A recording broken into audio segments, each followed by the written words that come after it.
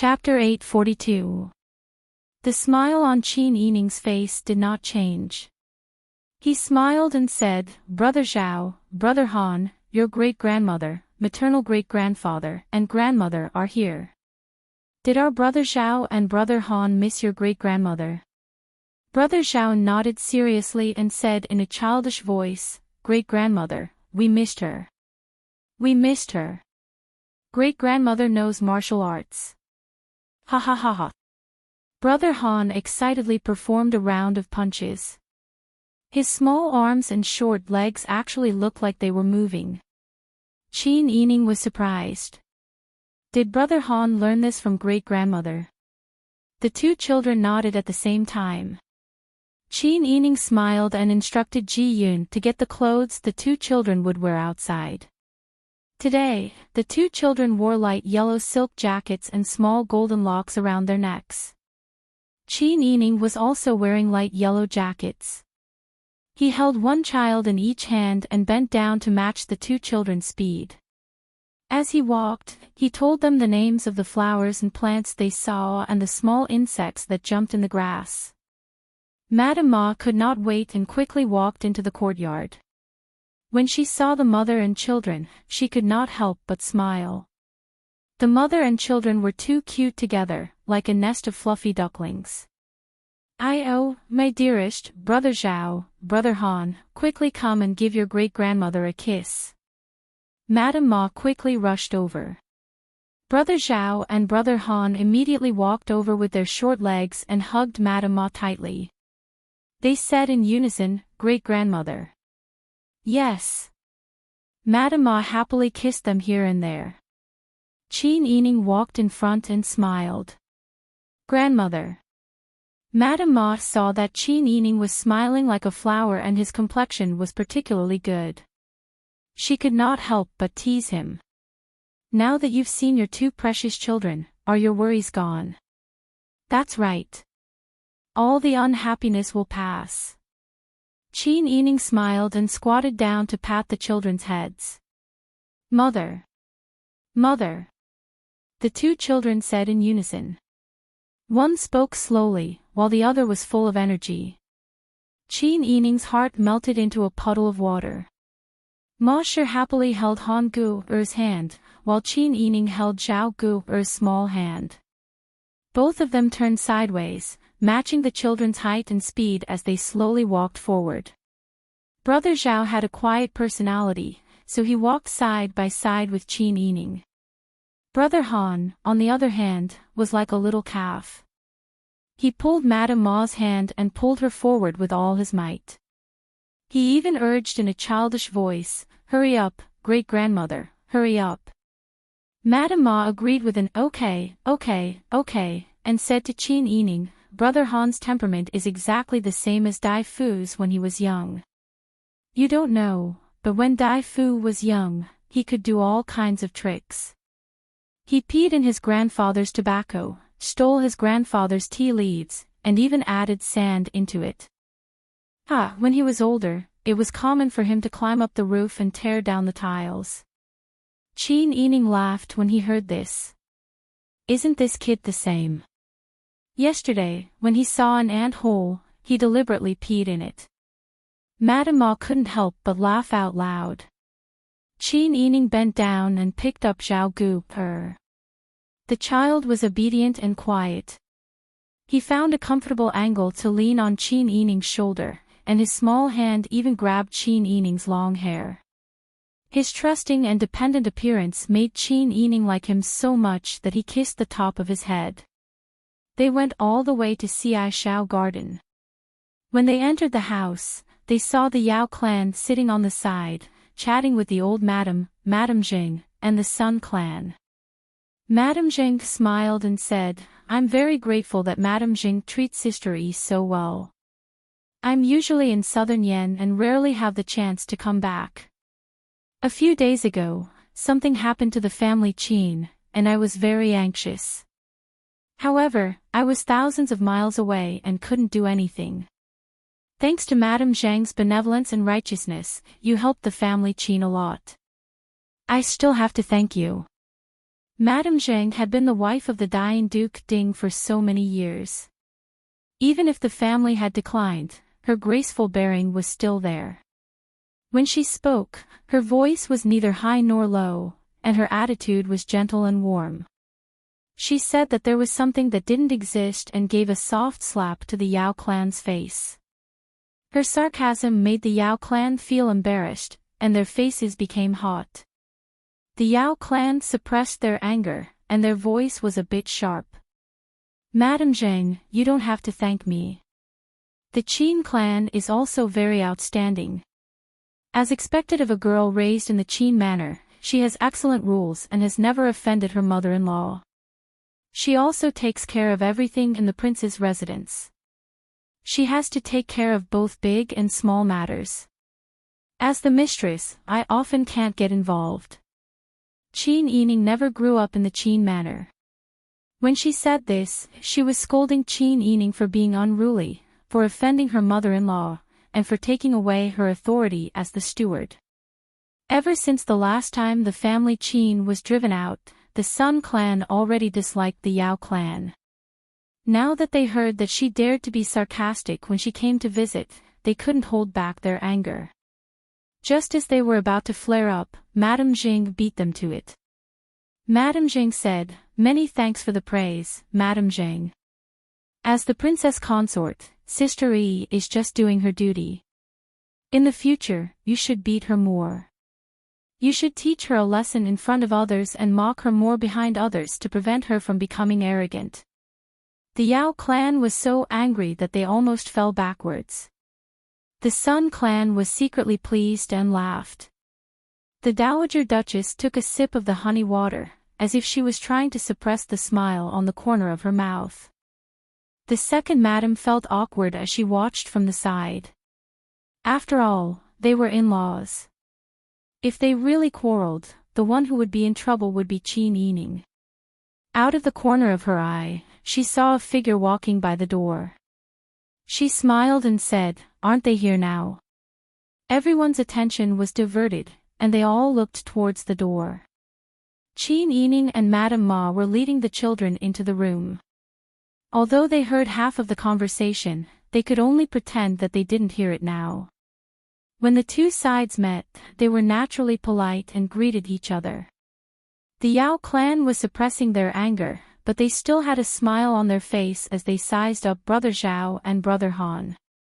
These two children are fair and cute, but they resemble their mother more than their father. The Yao clan had always been suspicious of the twins' bloodline. They had even poisoned Qin Yining with safflower. Now that they were angry and stubborn, they naturally chose to look at the two children who resembled Qin Yining. For example, their almond-shaped eyes that were very similar to Qin Yining's. However, if they said that the children didn't resemble Pang Xiao, they would be lying through their teeth. Although the children's eyes resembled Qin Yining's, their facial features resembled Pang Xiao's more. Anyone who saw them would be able to tell that they were Pang Xiao's sons at first glance. The Yao clan's behavior made Madame Ma very embarrassed. However, there were too many people and she couldn't discipline them in person. She could only smile apologetically at the Sun clan and Madame Zheng. Then, she said, "Are you presbyopia?" The two children looked so much like Dai Fu when he was young, especially Brother Han's personality.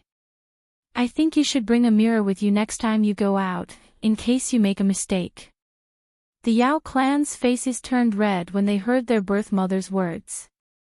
At this time, Madame Zheng and the Sun clan were even more certain that Qin Yining's days in the prince's residence would be ruined by the Yao clan.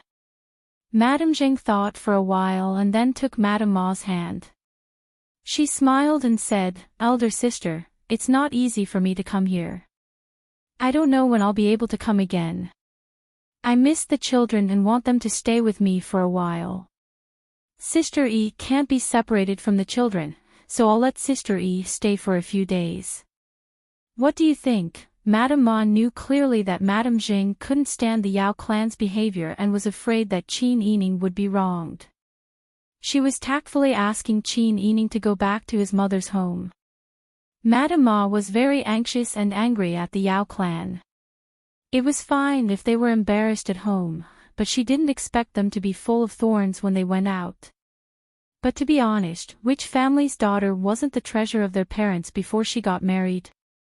Sister Yi was a good child. As parents, who could bear to see their child being wronged? Sister Yi's father was no longer around. Otherwise, she would probably teach the son-in-law well. Now, the family had no other choice but to let Sister Yi come home and stay away from the Yao clan. Madame Ma sighed and said, "Well, he can also accompany you more. It just so happens that the prince's residence is very close. I want to see the two little guys, so I'll come and see them." She turned to look at the old madam and said with a smile, "Elder sister, don't find me annoying when the time comes." The old madam was old. Qin Huayuan's matter was a blow to her and her health was not as good as before. Later, although she found out that Qin Huayuan was not dead, her body was damaged and she was a little tired at this time. She forced herself to be energetic and said with a smile, "In-law, you don't have to be so polite. Our two families are one family. You are welcome to come at any time. Why would I be annoyed?" In this way, before Qin Yining said anything, the idea of her returning to the Qin manor for a short stay was decided. Qin Yining thought of Qiu Feishan, who was staying in the prince's residence for a short time. He turned to the old madam, the Sun clan, and Madame Zheng and said, "The bride of Wang Ye's good friend, young Master Mu, is now pregnant and will give birth in 2 or 3 months. I get along very well with her. Because young Master Mu went out, I asked Mrs. Mu to stay in the prince's residence for a short time. Now that I'm back to live, it's not good to leave her out, so I want to invite her to come with me." The Sun clan said with a smile, "Young Master Mu also protected our family in the past. I didn't expect him to be married and soon to be a father. I think it's good to let Mrs. Mu come home. I'll find 2 knowledgeable women to take care of her. We can consider it as repaying young Master Mu." The old madam couldn't remember who Mu Jinghu was, so she asked Mammy Qin next to her. Mammy Qin whispered a few words in the old madam's ear. Only then did she remember and said with a smile, "So it's his wife. It's good to invite her over. Our family is so big, we can't do without her courtyard. It'll be more lively if the family lives together." In this way, Qin Yining went to invite Qiu Feishan. Originally, he was afraid that Qiu Feishan wouldn't be willing to come. He didn't expect Qiu Feishan to agree. The scenery in the prince's residence is very good. I've long wanted to see it. When she was brought to the Qin manor and saw Brother Zhao and Brother Han, Qiu Feishan was very envious. Qin Yining taught the children how to greet people. "This is Mrs. Mu, you have to call her Aunt Mu." Brother Zhao said in a childish voice, "Hello, Aunt Mu." Just like his older brother, Brother Han shouted, "Hello, Auntie Mu." After saying that, he tilted his head and looked up at Qiu Feishan. "Aunt Mu is also good-looking. Aunt Mu is rounder than Nyang Qin." Qin Yining didn't know whether to laugh or cry. Little brother lives in your Aunt Mu's belly, so Aunt Mu looks round now. Little brother. Brother Zhao curiously walked closer and looked up at Qiu Feishan's belly. Chapter 843. Han Gu couldn't pronounce clearly when he first learned how to speak, so the first word he pronounced when he called his brother was Guogua. Now, he naturally learned to call him a brother, but he couldn't change the way he called Zhao Gu. Zhao Gu was also used to it. When his naughty younger brother called him Guogua, he happily agreed. Qiu Feishan looked down at the 2 beautiful and cute children. For a moment, she didn't know what to do. She felt stupid and didn't know how to get along with children. Qin Yining squatted down and looked at the children. He touched their heads and said, "Yes, you 2 used to live together in mother's belly." Han Gu didn't understand. "I lived with Guogua." Yes, because you are twins. Then mother must be very, very round, even rounder than Aunt Moo. Qin Yining laughed, and Qiu Feishan also couldn't help laughing. Zhao Gu'er was thinking about another problem. Mother, living together, it's very heavy, the belly is, ouch. He made a big circle with his hands. Brother Han understood. That's right, that's why we're staying outside. Zhao Gu'er nodded seriously. Qin Yining didn't know whether to laugh or cry. The children thought that they would be born when her belly exploded. Qiu Feishan chuckled. After understanding the children's meaning, she even touched her belly in fear, as if it would really explode. Qin Yining helped Qiu Feishan settle down. Yao Qinggu, Ma Shi, and Yao Shi's family of 3 also took their leave and returned to the Wangfu. Yao Qinggu said discontentedly, I didn't see what the children looked like. I thought that the Qin clan would take the children back to the palace, but I didn't expect her to live in her parents' home. I don't know whose rule this is. How can a daughter-in-law go back to her parents' home for no reason? Ma Shi sneered, if you bully people too much, they know etiquette and can't resist, can't they avoid it? Yao Qinggu was unhappy, but he was afraid of Ma Shi, so he didn't dare to say anything. The Yao clan's faces were sullen, and they couldn't help but complain. Mother said I'm old. I think those 2 children don't look like Dai Fu at all.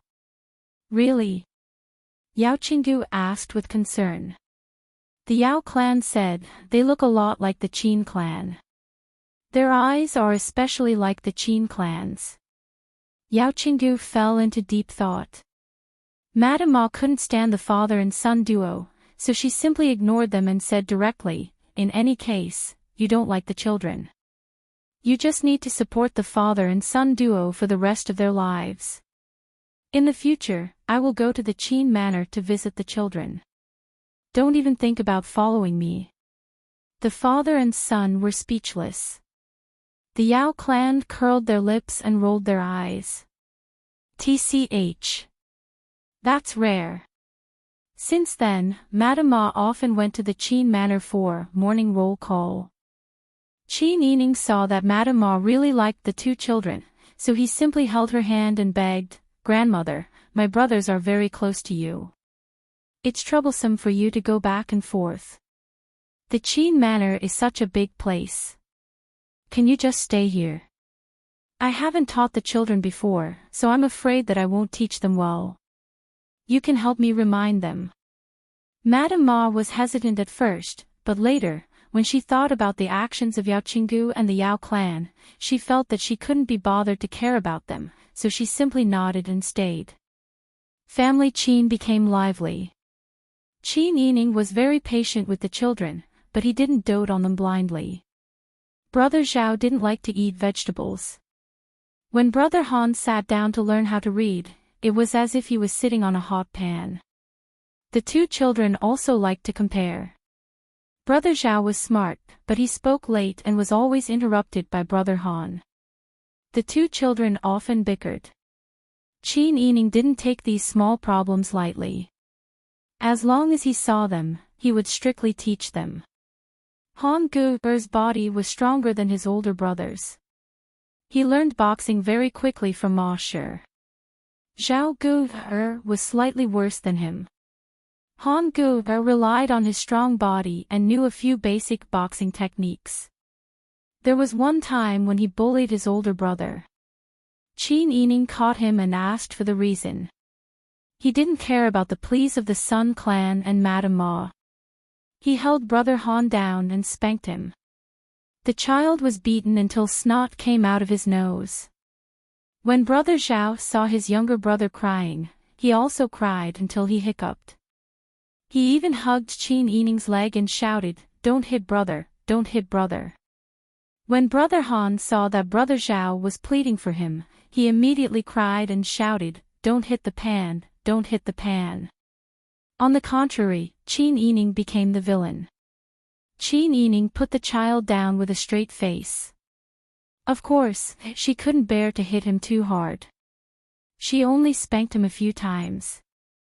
Brother Han cried hard, not because of the pain, but because he felt wronged. When the child stopped, the members of the Sun clan wanted to hug and coax him, but Qin Yining stopped them. "Mother, don't hug him." The members of the Sun clan stomped their feet in anger. "Sister Yi, how can you hit a child? Brother Han is still young. How can he remember things? It won't be too late to teach him in a few years."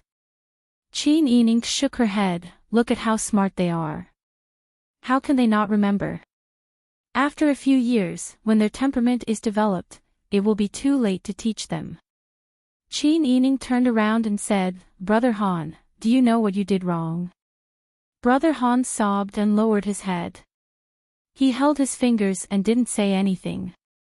Qin Yining said, "Since it's your first offense, I'll tell you where you're wrong. Next time, if you don't use your brain and listen to me, I'll punish you."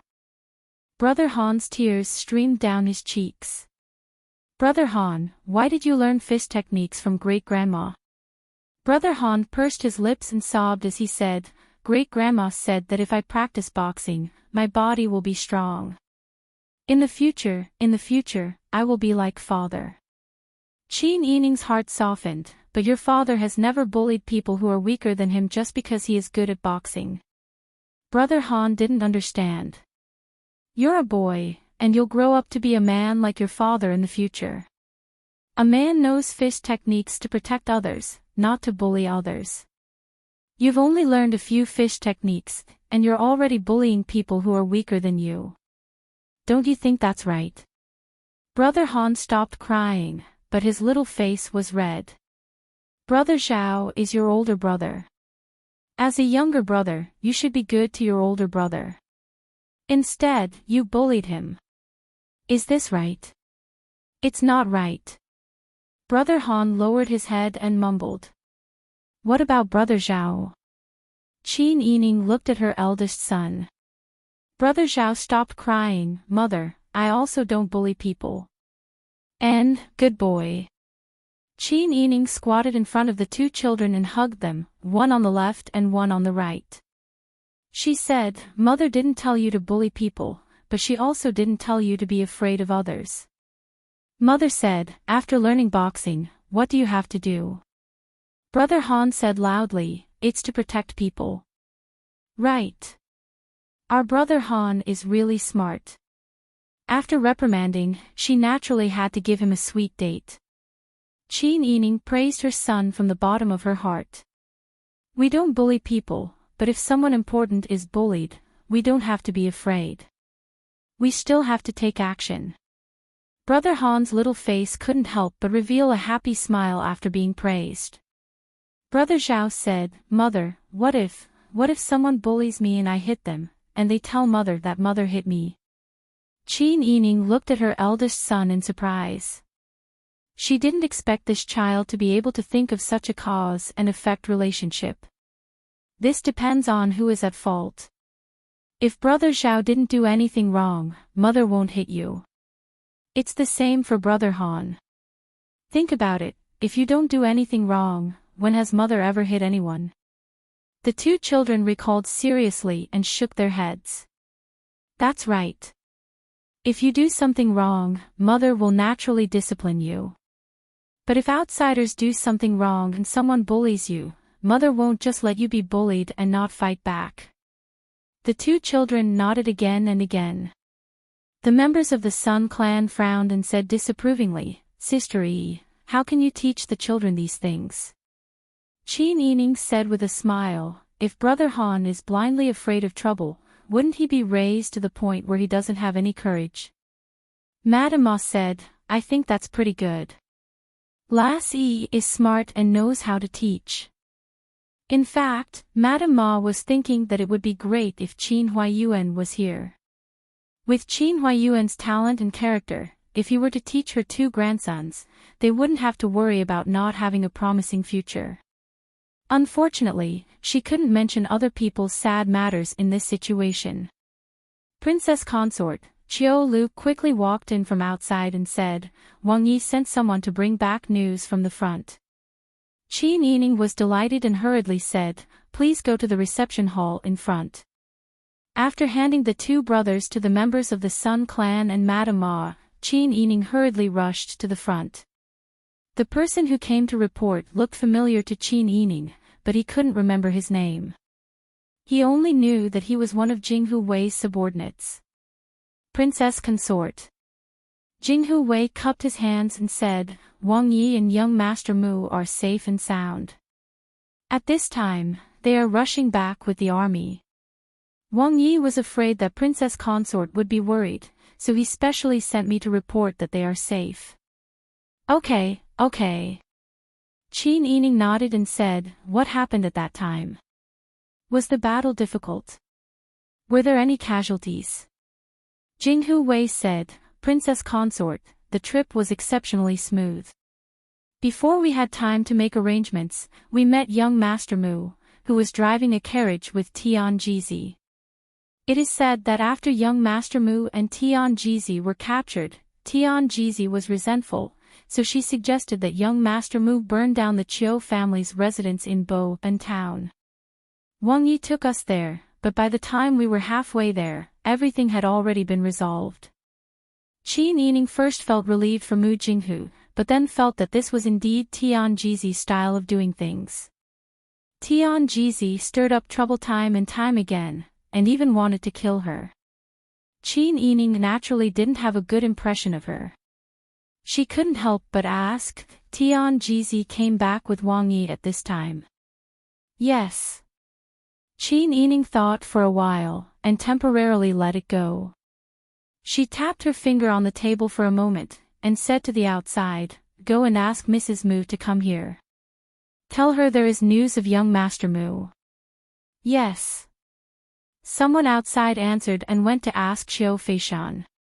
Qiu Feishan came very quickly, walking in a hurry, and was slightly out of breath. Qin Yining helped her sit down, smiled at her comfortingly, and told Jinghu Wei to tell Qiu Feishan what happened again. When Qiu Feishan heard this, her tense shoulders relaxed. It's good that nothing happened. I didn't expect things to turn out like this. I let Wang Yi come here in vain. It's better to come here in vain. Qin Yining said with a smile. Qiu Feishan also smiled. She lowered her eyes and thought for a moment, then said to Jinghu Wei, I'll write a letter to Wang Yi. When you go back, help me give it to Wang Yi. Jinghu Wei was surprised, and looked at Qin Yining inquiringly. Qin Yining was also surprised, but she didn't stop him, and just nodded. Jinghu Wei saluted and complied. Chapter 844. Qin Yining smiled and said, Qiu Lu, go prepare the brush and ink. Yes. Qiu Lu nodded and soon brought over the brush, ink, and paper on a tray. Qiu Feishan stood up with Being's hand, and with the other hand on her bulging belly, she went to the square table to write the letter. Qiu Lu originally wanted to stand aside, but Qin Yining raised his eyebrows at her, and Qiu Lu immediately retreated behind Qin Yining. Since Qin Yining agreed to let Jinghu Wei deliver the letter for Qiu Feishan, he didn't want to do this kind of peeping thing. Although she was curious about the content of Qiu Feishan's letter, curiosity was curiosity, and not every curious thing needed an answer.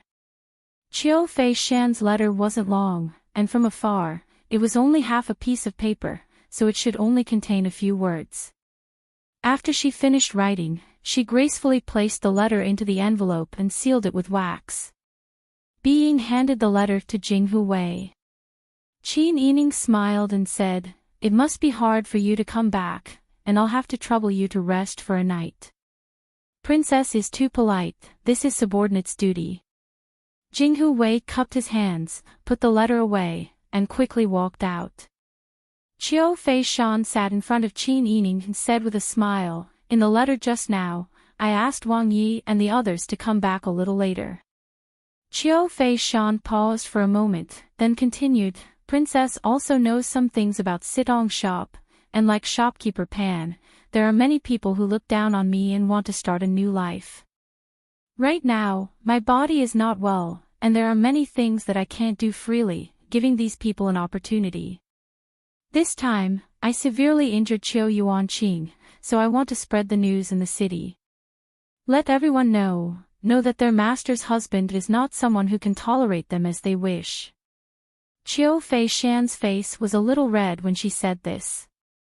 Qin Yining nodded in understanding. That's good. If we don't take this opportunity to build momentum, when are we going to wait?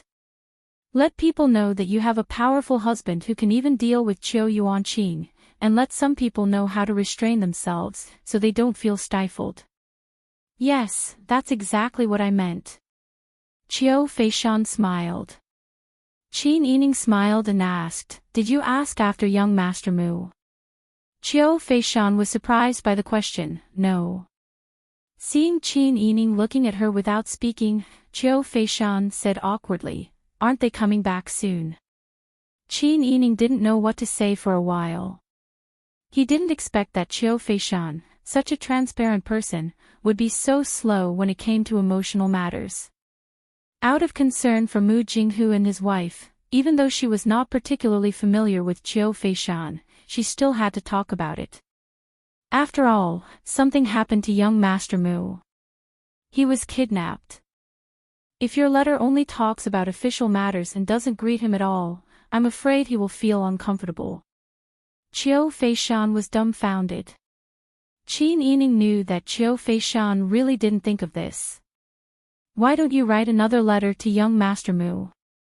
It just so happens that he hasn't left yet. You can send it to Wang Yi along with his heart. Qin Yining really didn't want to see Mu Jinghu and Qiu Feishan's relationship have problems. Qiu Feishan's face gradually flushed red, looking embarrassed, and stubbornly said, No need, we're all family, naturally I can understand. Besides, he's not that kind of person who haggles over every little thing. This was not a matter of haggling over it at all. Mu Jinghu was just nicknamed Blockhead, but he wasn't really a blockhead.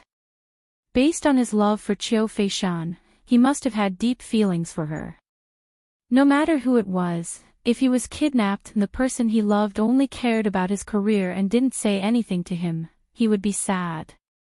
Qin Yining sighed and wanted to persuade her. Qiu Feishan was even more embarrassed. She got up and said, I still have some things to do, I'll go back first. I'll come to chat with Princess another day. Qin Yining was forced to swallow the advice that she wanted to give. She couldn't stop her from talking, so she could only say, Then you go and do your work, but you must also take care of your body, don't overwork yourself. Thank you. Qiu Feishan smiled and thanked her, then went out with Being. Qin Yining looked at her back, sighing and shaking his head. When Qiu Feishan and Being walked on a deserted path, Being couldn't help but persuade, Mistress, Princess is right. You've done so much for Master, if you don't tell him, how will he know? Qiu Feishan was unmoved. It's okay, he won't care about this. Being had served Qiu Feishan since childhood. Even if Qiu Feishan didn't like to listen, she still nagged for a long time. But Qiu Feishan didn't listen to her advice. When she went back, she arranged for people to secretly spread the news of Qiu Yuanqing's defeat, mainly highlighting Mu Jinghu's bravery. Qiu Feishan's people were very efficient. When the rumor spread, the people in the city were talking about it. As the husband of the owner of Four Corners shop, Mu Jinghu was in the limelight this time. After shopkeeper Pan and the others heard about it, they all arranged for people to secretly inquire about the news, but the only news they got was that the rumor was true. The fire in the Qiu family's courtyard in Bo and town was real, and hundreds of people in the house died. Several masters of the Qiu family were even tortured to death before being cremated. The news spread like wildfire, and the way the people in the Qiu family's courtyard died was very tragic. For a time, as Qiu Feishan expected, those who had been looking for trouble became quiet. At the same time, Peng Xiao and Mu Jinghu met Jinghu Wei, who was rushing back to report the news. Peng Xiao asked his family, and after confirming that everything was fine, Jinghu Wei took Qiu Feishan's letter. Wang Yi, this is what Boss Qiu asked me to bring you. For me. Pang Xiao was a little surprised. He glanced at Mu Jinghu, who was standing beside him with an expectant face, and couldn't help but ask, did you remember wrongly? Replying to Wang Yi, no. Pang Xiao hesitantly took the letter, and opened it in front of Mu Jinghu. Mu Jinghu frowned slightly, curious about what Qiu Feishan wrote to Pang Xiao, but because of his face, he couldn't stretch his neck to look, let alone ask directly. He simply pulled Jinghu Wei over and said, Boss Qiu didn't ask you to bring any other letters. Replying to young Master Mu, no. And she didn't ask you to pass on a message. Jinghu Wei shook his head. Mu Jinghu's expression stiffened, but the disappointment and awkwardness in his eyes could not be hidden. Pang Xiao saw Mu Jinghu like this, and didn't know how to comfort him. He could only say, the situation in the city may not be good, which is why Boss Qiu is like this. Think about it, she's a woman running such a big business, and now she's pregnant, so many things are on her head, how hard must it be? She was bullied, and you helped her solve the problem, so she wants to show off to everyone, this is also a way to show her care for you. Mu Jinghu blinked, really? Of course it's true. Women are thin-skinned, don't tell me she still has the nerve to send you a thick letter to pour her heart out. In front of your martial uncle and me, how can she do that? Pang Xiao patted Mu Jinghu's shoulder, moreover, she's still pregnant, I'm sure the Qiu family's matter has already taken a lot of her energy. Mu Jinghu nodded, that's true. The Qiu family's actions are getting more and more overboard, Shanshan is indeed working hard. Seeing that Mu Jinghu's expression had improved, Pang Xiao quietly sighed in relief. From the corner of his eye, he saw Tian Jizi leaning on the car door and looking out, her eyes shining with interest. Pang Xiao looked over warningly. With Tian Jizi's personality, Pang Xiao was really worried that she would say something to Mu Jinghu behind his back. Mu Jinghu's personality was the easiest to incite. Pang Xiao told Mu Jinghu about Qiu Feishan's intentions. Mu Jinghu said, then let's slow down, we'll go back a few days later. The group was no longer in a hurry, deliberately slowing down the journey. Although Pang Xiao's persuasion was reasonable, and Mu Jinghu's heart really ached for Qiu Feishan, the more he loved her, the higher his expectations for her. Was it so difficult to make someone say something less to him? Was it so embarrassing to write a letter home and bring it to him? When Pang Xiao's wife saw that Pang Xiao was going out, she even specially prepared a lot of clothes and medicine, afraid that it would be inconvenient for Pang Xiao outside. His wife did not care about anything, even when he was kidnapped, his wife did not seem to care. Or rather, it was because of Martial Uncle's words that he took Shanshan back, and Qiu Feishan was basically forced to marry him. Could it be that Shanshan did not like him at all, and did not care about his life and death? What's more, if something happened to him, could Shanshan still regain her freedom? The more Mu Jinghu thought about it, the sadder he felt, and the more he thought about it, the uglier his expression became. His face was tense as he sat upright on the horse, and the people around him did not dare to approach him. The closer they got to the old capital, the uglier Mu Jinghu's expression became. Pang Xiao comforted him many times, but to no avail. This day, they finally arrived at the old capital on the 25th of August, and Tian Jizi took the initiative to stop the carriage. Wang Yi, I won't enter the city. It's very restrictive in the city. Why don't you arrange for me to stay somewhere outside the city? Hearing this, Mu Jinghu recovered from his daze, and turned to look at Tian Jizi, and said, then I'll accompany Martial Uncle. Pang Xiao was helpless, everything in the city has been prepared, and it's not like there's no place to stay. Tian Jizi insisted on not listening, and looked as if he did not want to enter the city even if he was beaten to death. He even said, the spies that Wang Yi caught still refused to confess. I have a way to make him speak the truth, but it's not good to enter the city to do this. Pang Xiao thought about it, and did not try to persuade him anymore. In any case, Sister Yi might not like to see Tianjizi. Pang Shao let Huzi lead the troops, and watched Tianjizi return to the South Pacifying Army's camp. He even whispered to Huzi, "Prepare a tent for Tianjizi alone, and double the number of guards. Even if Tianjizi wants to help interrogate the spies, watch him closely, and don't let him play any tricks." Huzi cleverly agreed, and arranged for the troops to return to the army camp.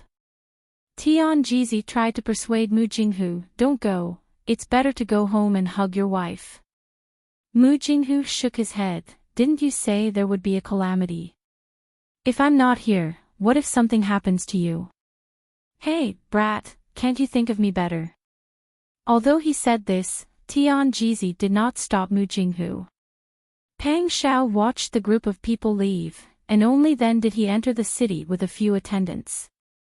The people who rushed into the city first to report the good news had already reported it to the Wang Fu and the family Qin an hour ago.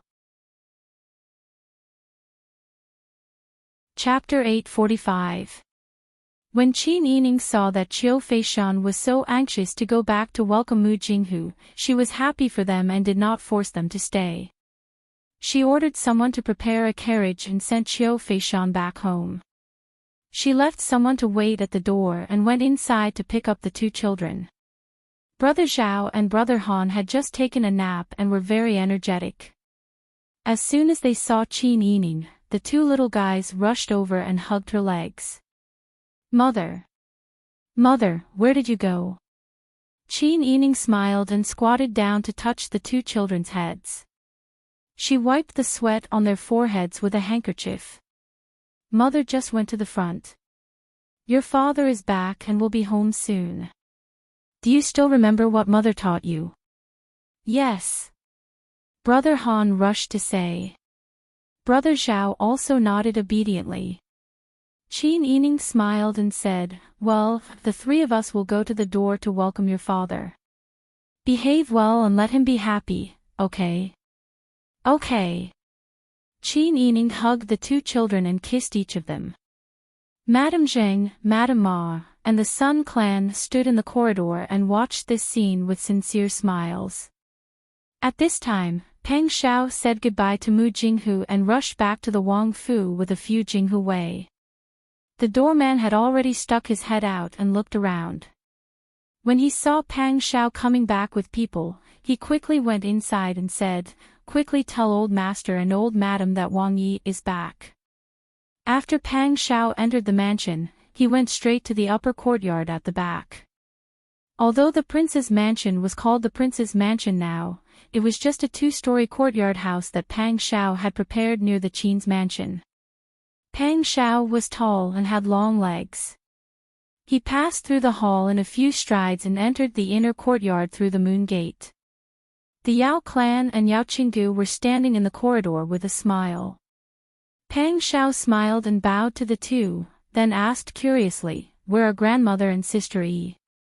The two children should have been brought back, right?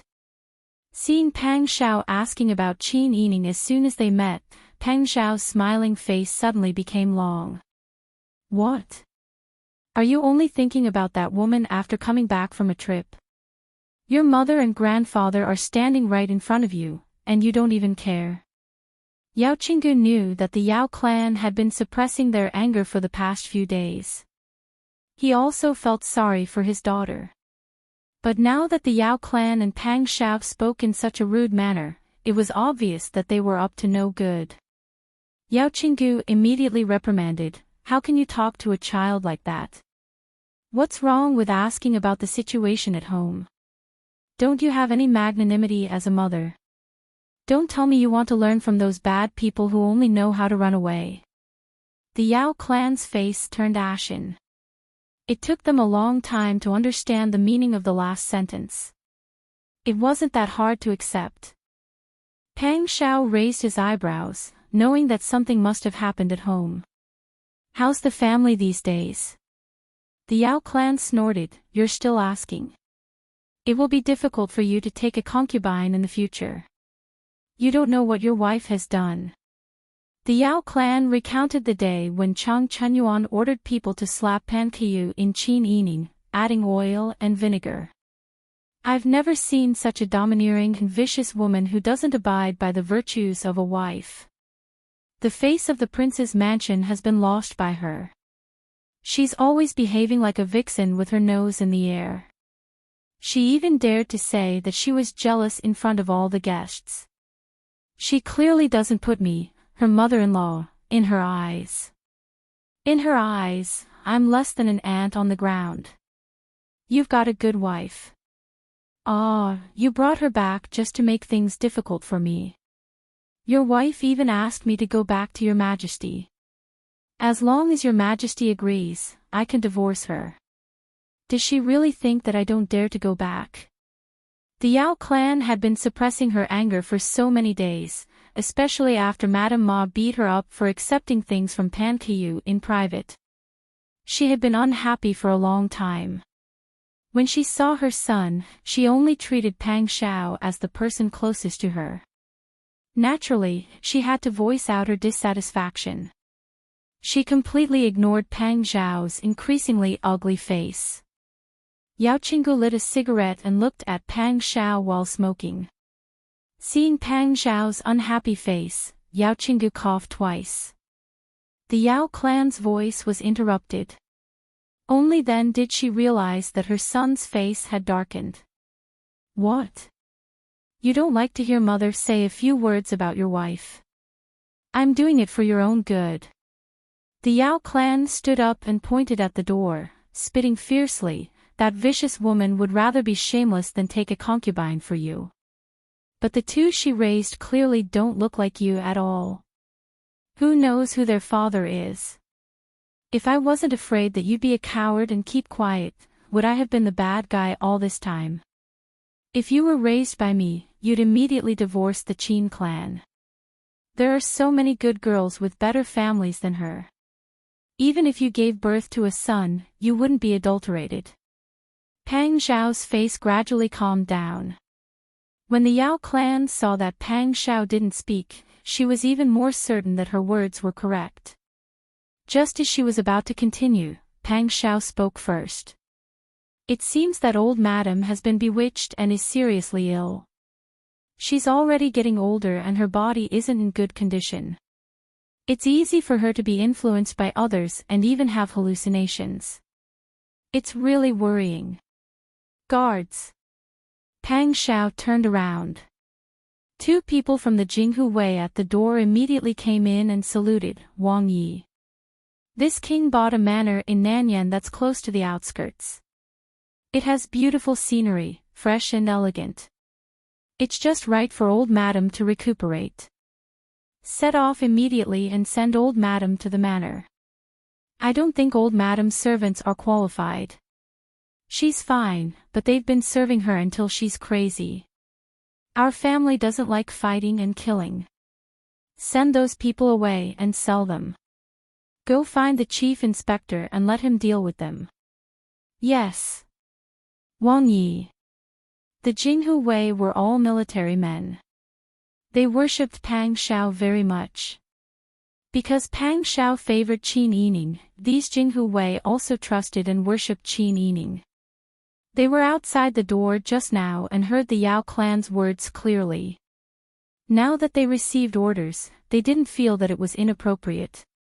The two Jinghu Wei stepped forward and gestured to her left and right. They said in unison, "Old madam, please." The Yao clan and Yao Qinggu were already dumbfounded. Yao clan pointed at Pang Xiao. You. How can you do this to me? Pang Xiao looked at the Yao clan with gentle eyes. Mother, you've been bewitched. You've started to hallucinate. You've taken those unrealistic conjectures as real. You don't even know what's real and what's imaginary. I'm really worried for you. Don't worry, Nanyan is still safe. I'll arrange for people to protect you. I'll also arrange for reliable people to serve you. You just have to stay in the manor and recuperate. When your hysteria is cured and you've stopped imagining things, I'll bring you back to reunite with us. As Pang Shao spoke, he reached out his arms and hugged the Yao clan. Then, he instructed the two Jinghu Wei. Send the old madam away immediately. Unfilial son, how dare you? You treat your own mother like this because of a vixen. How can you face your father? How can you face your ancestors? The Jinghu Wei hugged the Yao clan and walked out. They didn't stop the Yao clan, but the Yao clan could only walk out passively. They turned back and shouted unwillingly. Pang Shao sighed. I'm doing this to treat your illness. If you continue to talk nonsense like this, not only will you suffer, but I'll also be worried. Even the whole family will never have a day of peace because of you. For everyone's sake, it's better for mother to recuperate. I'll find the time to visit you. The Yao clan burst into tears. They turned back and looked at Yao Qinggu for help. Father, father. Take care of him. Father. Yao Qinggu's face turned ashen. Dai Fu, you, grandfather. Old master. I know that my mother is a little smart. But there are many things that she doesn't have the ability to judge. She's also easily swayed. She especially relies on you. Pang Shao shook his head. If I wasn't worried that grandmother would be lonely, I would also ask for your help to go to the field. Maybe with your company, my mother will have a pillar of support in her heart. Her illness will also be cured faster. Yao Qinggu was so angry that his face turned red. He pointed his pipe at Pang Shao. Good, you're good. Grandfather raised you up, and now you're going against your grandfather and mother because of an outsider. You're a man. Why don't you set your sights on the outside world?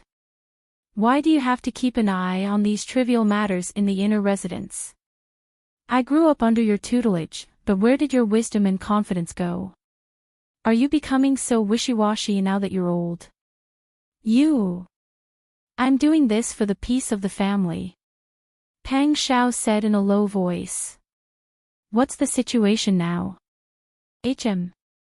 My mother doesn't understand, and grandfather doesn't understand either.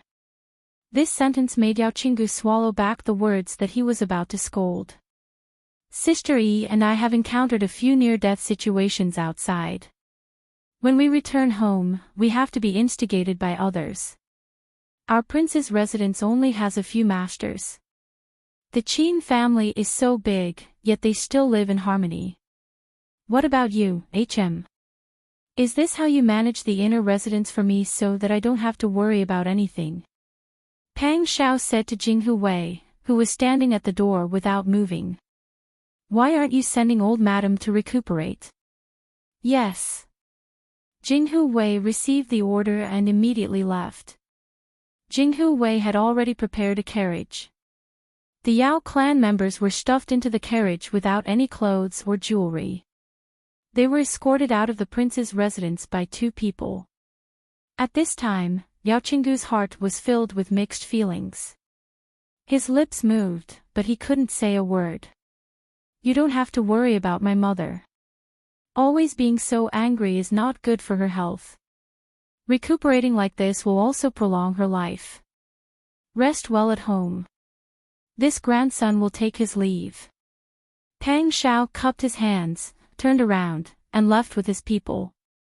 Only Yao Qinggu was left standing in the corridor, staring blankly at his back. He kept asking himself in his heart, did I do something wrong? When Pang Shao arrived at the Qin residence, Qin Yining and the two children had been waiting for a long time. As soon as the gatekeeper saw Pang Shao, he immediately informed Qin Yining.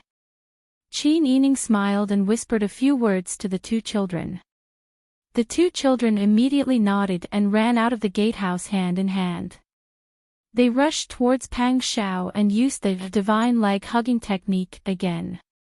Father! Father! You're back! Do you know Big Brother Han? Pang Shao was completely dumbfounded. Originally, when he sent the Yao clan away, he was very depressed, disappointed and sad. He also felt a sense of helplessness and guilt towards Qin Yining. However, at this time, he saw the two soft and white, glutinous rice balls sticking to his legs, looking up at him with their identical little faces, and even speaking to him in a soft and tender voice. Chapter 846. When Qin Yining saw Pang Zhao's crab-like hands and bewildered expression, he could not help but cover his mouth with his handkerchief and chuckle softly. Pang Zhao raised his head and looked at Qin Yining for help. However, Qin Yining smiled and refused to step forward. He looked as if he wanted to watch the show. Pang Zhao could only brace himself and slowly bend down and squat in front of the two children. He was tall and big, so even if he was squatting, he still had to serve the two children. Brother Zhao's small hands supported Pang Zhao's knees. He blinked his large eyes and stared intently at Pang Zhao. The small red mole between his eyebrows made him look especially exquisite and beautiful. Brother Han opened his arms and was about to pounce into Pang Zhao's arms. He even shouted, "Daddy, hug." His childish voice and coquettishness had reached the peak of perfection. Pang Zhao looked at the two children and could not help but laugh. He carried the two children and supported their small buttocks with his arms as he stood up. "Wow!" As he suddenly rose, Brother Han cried out in surprise. Brother Zhao's eyes also widened. Pang Zhao laughed and kissed each of his children's cheeks. He grinned so widely that his eyes narrowed. He said gently to Qin Yining, "Sister Yi, I'm back." Qin Yining stood in front of the door with a handkerchief in his hand. He looked at the one adult and two children in front of him and could not help but smile in satisfaction. Who said that her sons did not look like their father? Pang Zhao and her two sons' faces were close together. She felt as if she was looking at Pang Zhao when he was young. "Come in. Mother and grandmother have been waiting for a long time." Qin Yining stepped forward with a smile. He went to take the children in Pang Zhao's arms and gently persuaded them, "Daddy is very tired from rushing back. Come down and walk on your own, okay?" Brother Zhao pursed his lips. He was a little unhappy, but he still nodded obediently. However, Brother Han did not stop. He hugged Pang Zhao's neck and said, "No. I want Daddy to carry me." Pang Zhao put the two children down with a smile and gently patted their heads. Just as he was about to take a step forward, Brother Han called out in dissatisfaction, "Dad, Dad, I want Dad to hug me." Pang Zhao's heart had long melted, but his face was very serious. He squatted down and very patiently said to Han Gu, you don't listen to your mother." Brother Han pursed his lips. "No. But your mother told you to come down and walk on your own. I want Daddy to hug me. Daddy will carry you when we get back, but now your mother wants you to walk on your own, so you have to walk on your own." Pang Zhao patted Han Gu's head with his big hand and stroked Zhao Gu's face impartially. He said quite seriously, "In this family, your mother's words are the most important. Father also has to listen to her, and you have to listen to her even more. Do you understand?" Brother Zhao and Brother Han didn't quite understand, but they nodded obediently. Qin Yining couldn't help but laugh when he saw this. He didn't expect Pang Zhao to establish her prestige in front of the children like this. Madame Zheng, Sun Clan, and Madame Ma couldn't wait any longer and came out to welcome them. They just happened to see this scene, and the three of them smiled. Actually, what happened just now was just a trivial matter, but if Pang Zhao didn't listen to Qin Yining and listened to Brother Han instead, then Brother Han might feel that he didn't need to listen to Qin Yining for anything in the future. As long as he acted spoiled, he would be satisfied. This wasn't good for the child's character growth. Moreover, Pang Zhao was usually busy outside, so the child still needed Qin Yining to teach him. If he didn't establish prestige for Qin Yining and instill in the child the idea that he didn't need to listen to Qin Yining, then Qin Yining wouldn't be easy to discipline in the future. Wang Yi is back. Madame Zheng spoke first. Pang Xiao smiled and went forward to salute. Greetings to the two grandmothers. Greetings to mother-in-law. Good. Good. The Sun clan smiled and nodded. Madame Ma sized up Pang Xiao and smiled. It's good that you're not injured. Did everything go smoothly? Pang Xiao smiled and said, everything went smoothly. Don't just talk. Let's go inside first. The Sun clan led them inside. Pang Xiao immediately smiled and said, we have to go and greet old madam first. Our second uncle and third uncle at home. Yes, they're all here. As they spoke, the group of people slowed down their footsteps and slowly walked into the residence, taking care of the two children's short legs. Brother Han and Brother Zhao were still held by Qin Yining. The three of them were wearing light yellow clothes. Qin Yining even bent down to cooperate with them and patiently spoke to them. He didn't even realize that he had fallen behind the crowd. Brother Han whispered in Qin Yining's ear, Mother, Father is so tall. Yes, as long as you listen to him, eat well, and finish all the vegetables and fruits, you'll be taller than your father in the future. Really? Of course it's true. Your father was never picky about food when he was young. Qin Yining said with a serious face, coaxing the children until their eyes lit up. It was as if she had seen Pang Xiao not being picky about food with her own eyes. Pang Xiao touched his nose and whispered to Madame Ma, Grandmother, did I not like to eat vegetables when I was young? Madame Ma also whispered, yes, you were like a cat when you were young. Brother Han's personality is exactly the same as yours. You have to teach him well in the future. Don't tire little Yi out. The Sun clan and Madame Jing walked at the side and heard their conversation clearly. They couldn't help but laugh. Qin Yining didn't hear what they were laughing about, but the two children were infected by the atmosphere of the adults and laughed happily. Qin Yining also laughed. With two more babies in the house, the laughter almost never stopped. When they returned to Xixiao Garden, Pang Xiao respectfully bowed to the old madam and greeted second uncle, second aunt, and third uncle. The old madam was not in good spirits, so everyone didn't want to disturb her. After chatting for a while, second old master, third old master, Qin Han, Qin Yu, and the others invited Pang Xiao outside to talk. The Sun clan and two sisters-in-law went to prepare the meal. Qin Yining took the two children back to the courtyard and asked the maidservants to prepare hot water for Pang Xiao to bathe later. Qin Yining brought the children to the carpeted bedroom in the snow pear courtyard to play claw games. The two children's hands were small, so they naturally weren't as nimble as Qin Yining.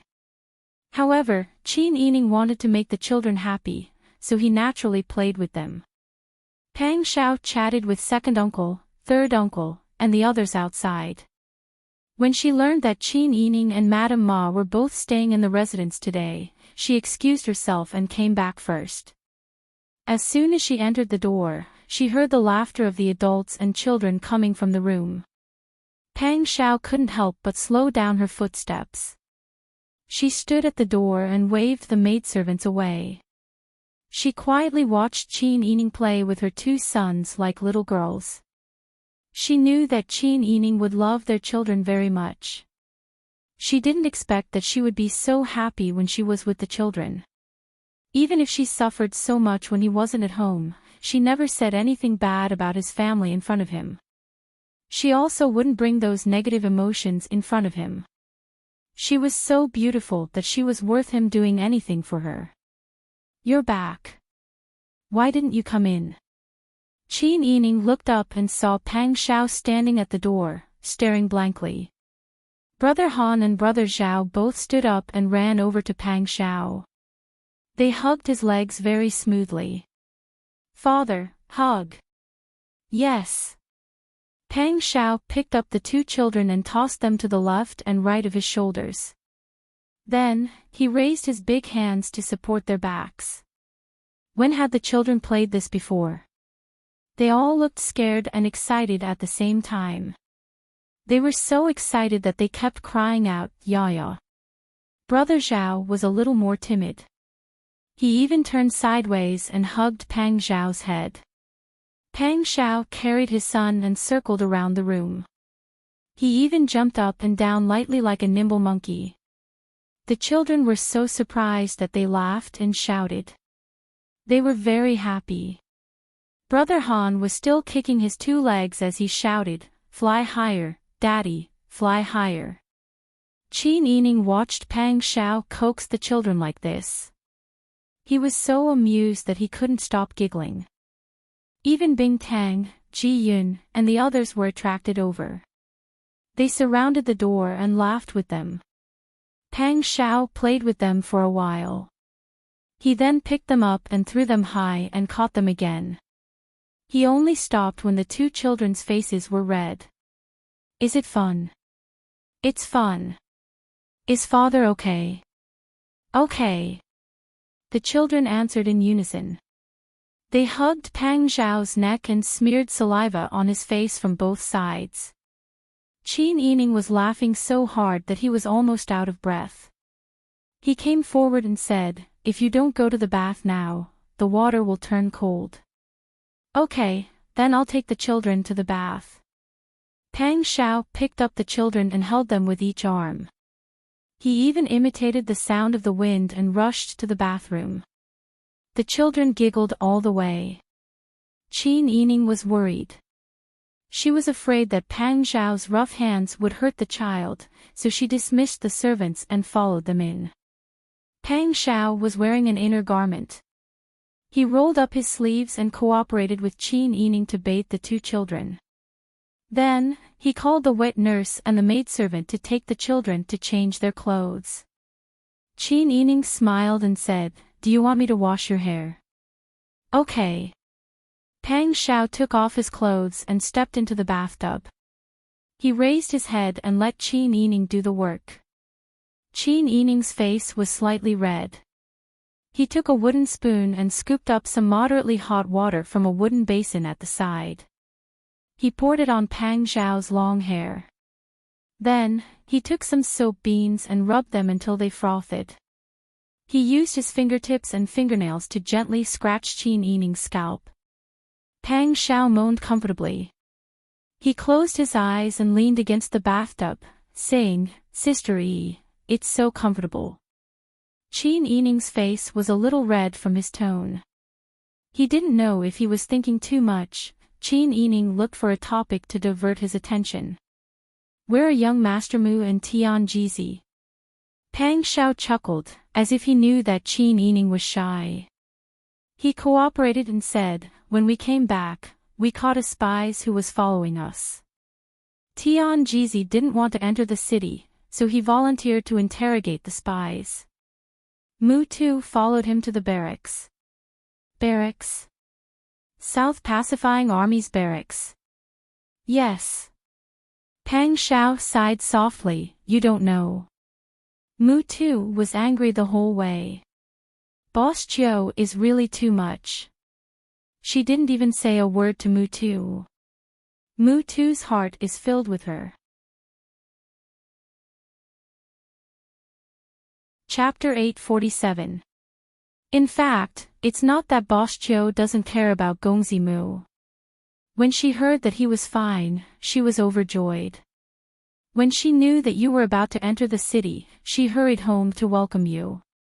Otherwise, she would have been living in our mansion these days. Qin Yining paused for a moment.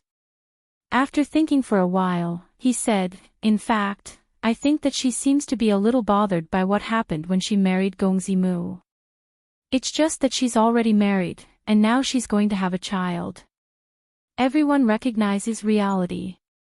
However, don't think that she's smooth and slick in dealing with people, and her methods in business are excellent. When it comes to feelings, she's not very good at expressing it. She can't get rid of it.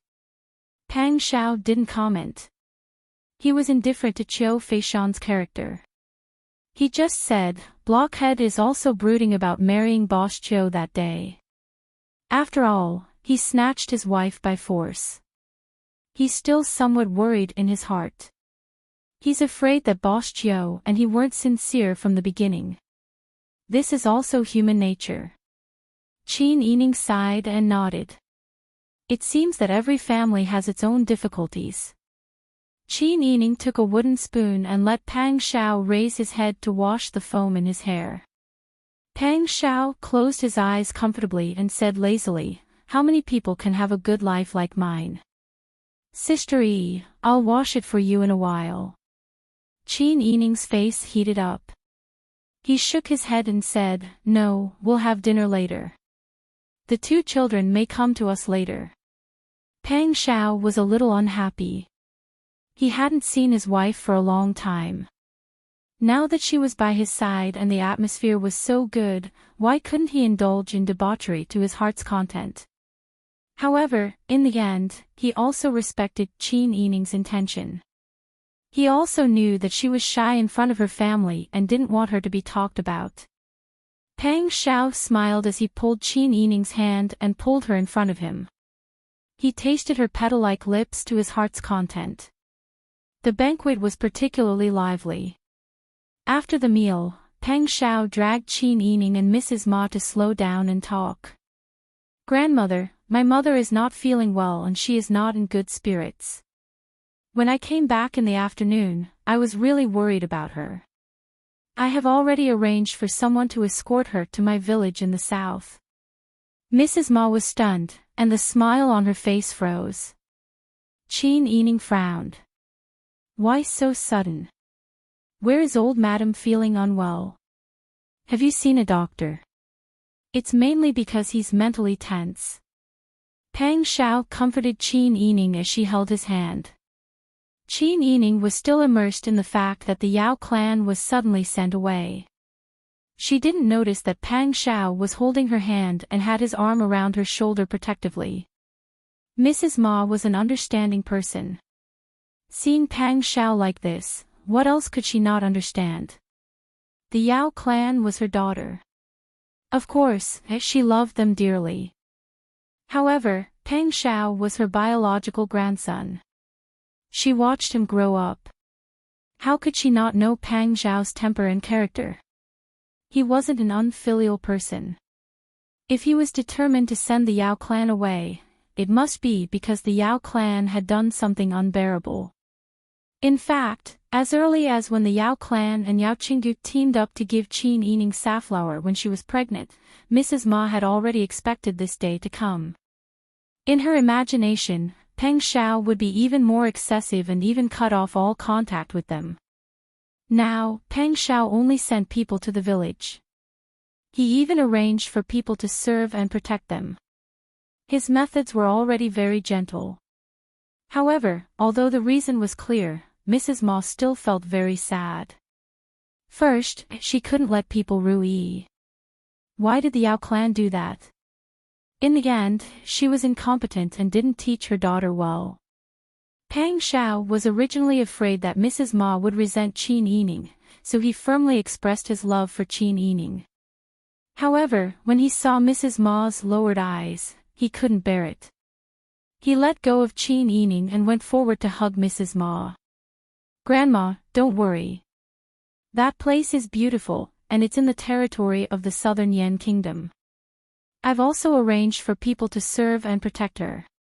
Old madam will have a good life. She can recuperate quietly there without those noisy things around her. It's good for her body and mind. When she recovers, I'll bring her back. Mrs. Ma was very sad. She nodded and said, I know you have no choice. Your mother. I didn't teach her well. Grandma, don't think like that. Everyone has their own path to walk, and the choices are made by themselves. Besides, her current temperament is related to the environment in the Pang family. It doesn't matter. Everything will be fine in the future. Yes. You're right. Mrs. Ma smiled, then held Qin Yining's hand. Don't take it to heart. Your mother-in-law needs a quiet environment. It's good for her to recuperate. After being stunned, Qin Yining understood what was going on. She also felt that it was good for the Yao clan to recuperate in peace, lest they ruin their health and do things that harm others without benefiting themselves. She felt sorry for Mrs. Ma. On one side was her daughter, and on the other was her granddaughter-in-law. It was not easy to be caught in the middle. Moreover, Mrs. Ma's choice would also affect her relationship with Yao Qinggu. Wouldn't it be sad if the old couple fell apart? Qin Yining held Mrs. Ma's hand, unable to say a word. Seeing that she was about to cry, Mrs. Ma burst into laughter. She patted Qin Yining's face with her rough and aged hand. Don't think too much. Let's live as usual. When we have time in the future, we'll visit her. If she's recovered, we'll bring her back. If she's not well, we'll just take a look and come back. Qin Yining felt even more guilty after hearing Mrs. Ma's words. When they returned to their rooms to rest, Qin Yining still sighed. Why did you send your mother-in-law away? There are only a few people in the family. It's not good for your mother-in-law to go to the south to live alone. Pang Xiao smiled and hugged Qin Yining. She pressed her cheek into her arms and kissed her on the top of her head. It's okay, this matter is between me and her. It has nothing to do with you. Don't worry about it. Now that the children are back, you just have to take good care of them and the family, understand? The words, "it has nothing to do with you," almost made Qin Yining cry. Qin Yining hugged Pang Xiao's thin and strong waist with both hands. She washed her tears with his clothes and said in a muffled voice, I understand. Wang Yi, princess. Wang Fei. At this time, Qiyun called out softly from the corridor outside the door. Qin Yining looked up and said, come in. What's the matter? Pang Xiao let go of Qin Yining and sat down on the other side of the Arhat bed. Ji Yun entered the room and bowed. Wang Yi, princess, Miss Being from Boss Chou's residence is here. Qin Yining was surprised. Why is she here? Please come in. Yes. Not long after, Ji Yun brought Being in. Being's eyes were red. It was obvious that she had cried. Qin Yining was shocked and asked anxiously, what's wrong with you? Is it your madam? Replying to princess. Being bent her knees and bowed. Madam went back and waited for master to come back, but master didn't come back. Madam leaned on the table and cried. This servant said that I would order people to look for him, but madam didn't allow it. Now that madam was tired and fell asleep from crying, this servant rushed over. Being knelt down and kowtowed. This servant has overstepped the bounds and asked Wang Yi and princess on behalf of my madam. Why didn't master come home? Madam's body is heavy now, she can't bear such sadness. As Being spoke, she began to sob again. It was obvious that Qiu Feishan felt wronged at home. She also felt the same. Qin Yining was helpless and sympathetic. She had already reminded Qiu Feishan, but Qiu Feishan refused to listen. Wang Yi. Qin Yining looked at Pang Xiao for help. Pang Xiao thought for a while and said, your master is helping this king with something with his martial uncle, so he didn't go home. When you go back, tell your madam that this king is also going to the military camp. Your master's safety can be guaranteed, so your madam doesn't have to worry. Being was a smart girl.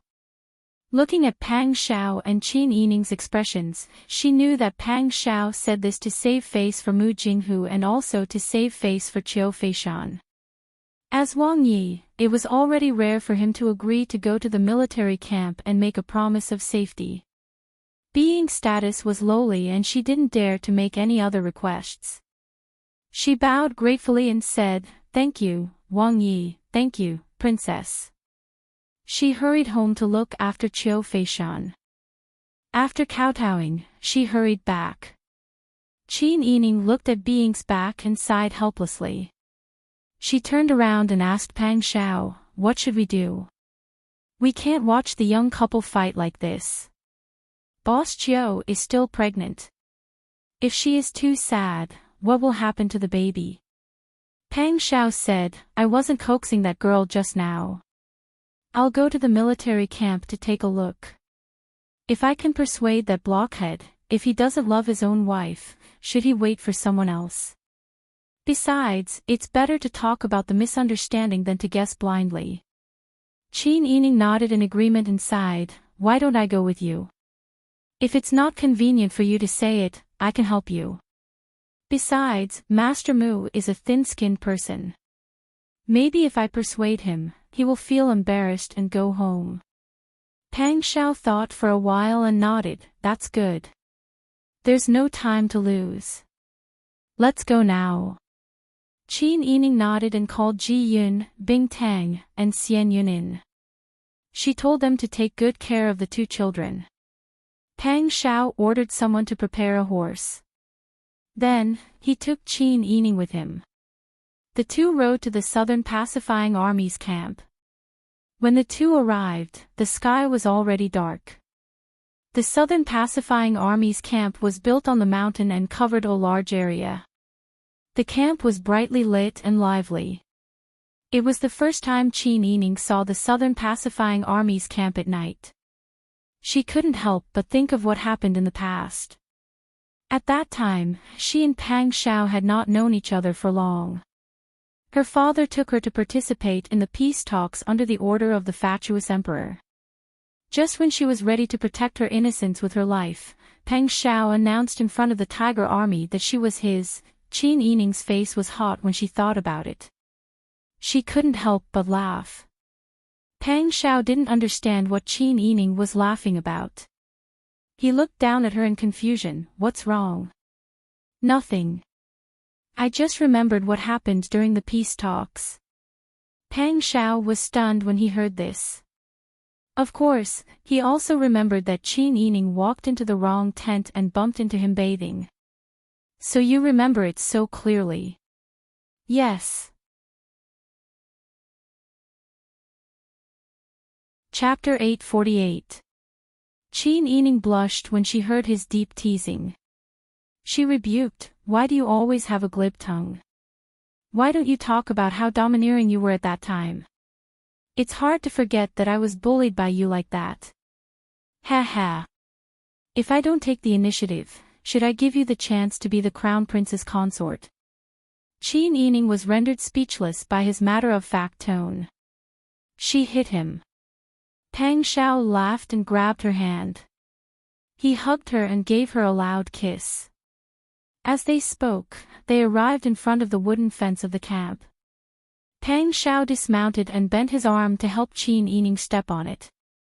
Qin Yining stepped on Pang Xiao's elbow as a step and nimbly jumped onto the ground. Pang Xiao was afraid that she would fall, so his large hand wrapped around her waist. Qin Yining threw herself into Pang Xiao's embrace. "Don't mess around. There are so many people watching." Many patrolling soldiers in front of the camp had already noticed them. Pang Xiao laughed. He domineeringly held Qin Yining's hand and walked straight into the camp. The South Pacifying Army was already familiar with Pang Xiao. They respected and trusted this Wang Yi, who led the troops in secret. Therefore, when Pang Xiao brought Qin Yining into the camp, no one dared to stop them even though it was against the rules. In fact, if this happened in Pang Xiao's Tiger Army, there would probably be someone brave enough to come up and make fun of them. Facing the camp entrance was an empty field. There were neat rows of tents on both sides. In the distance, there were a few houses built against the mountain. They looked simple and crude and didn't look like they were for people to live in. Qin Yining looked at the tents of the soldiers and asked in a low voice, "Is it bad for a woman like me to come to the camp?" "Don't worry, I'll take you. Besides, we won't be staying here." We'll go back after we persuade Blockhead. Qin Yining nodded. He pointed at the row of houses and asked, "What are those houses for?" "That's a prison cell." "No wonder. The tents used to detain people are not sturdy enough." Qin Yining rolled her beautiful eyes and said with a smile, "It would be even better if there was a cave or something like that. We could even create a secret passage or something like that." Pang Xiao chuckled. "How do you know I didn't do it?" Qin Yining raised his eyebrows and looked up at Pang Xiao, but he didn't continue this topic. When Qin Yining arrived at the door of the house, he saw Huzi and several other familiar faces. When Huzi saw that Qin Yining had also arrived, he grinned and said, "Wang Yi, Your Highness." "Yes. Where are young Master Mu and his martial uncle?" "They're all inside." Huzi leaned closer to Pang Xiao and said in a low voice, "That spies is a tough nut to crack. We whipped him, but he refused to confess. Tian Jizi said she had a way and asked us for a stone mortar. She took out several small pouches and is fiddling with them right now. We didn't trust her at first, but young Master Mu promised that she wouldn't kill the spies, so we let her be. However, it hasn't started yet." Pang Xiao nodded and said, "She probably won't kill the spies. Otherwise, she wouldn't have let Blockhead go to help capture them." Huzi said, "That's what we think too." As they spoke, Qin Yining followed Pang Xiao into the house. The style of the house was different from what they had seen from the outside. After entering the house, there was a corridor with several adjacent dark rooms on the left. They walked to the end of the corridor and turned left. Soon, they arrived in front of a large iron door. Huzi pushed open the iron door, and Qin Yining discovered that there was a natural cave behind the iron door. Pang Xiao had really made use of the cave. After walking a little further into the cave, the space became even more spacious. The flames on the torches occasionally swayed in the wind, and the light flickered. The sound of footsteps also produced a disorderly and crisp echo in the cave. Not long after, they arrived at their destination. As expected, Tian Jizi squatted on the ground and added a handful of something into the stone mortar. Then, she pounded it while huffing and puffing.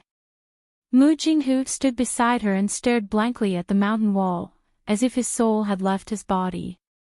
Tian Jizi raised her head when she heard the footsteps. When she saw Pang Xiao and Qin Yining, she grinned.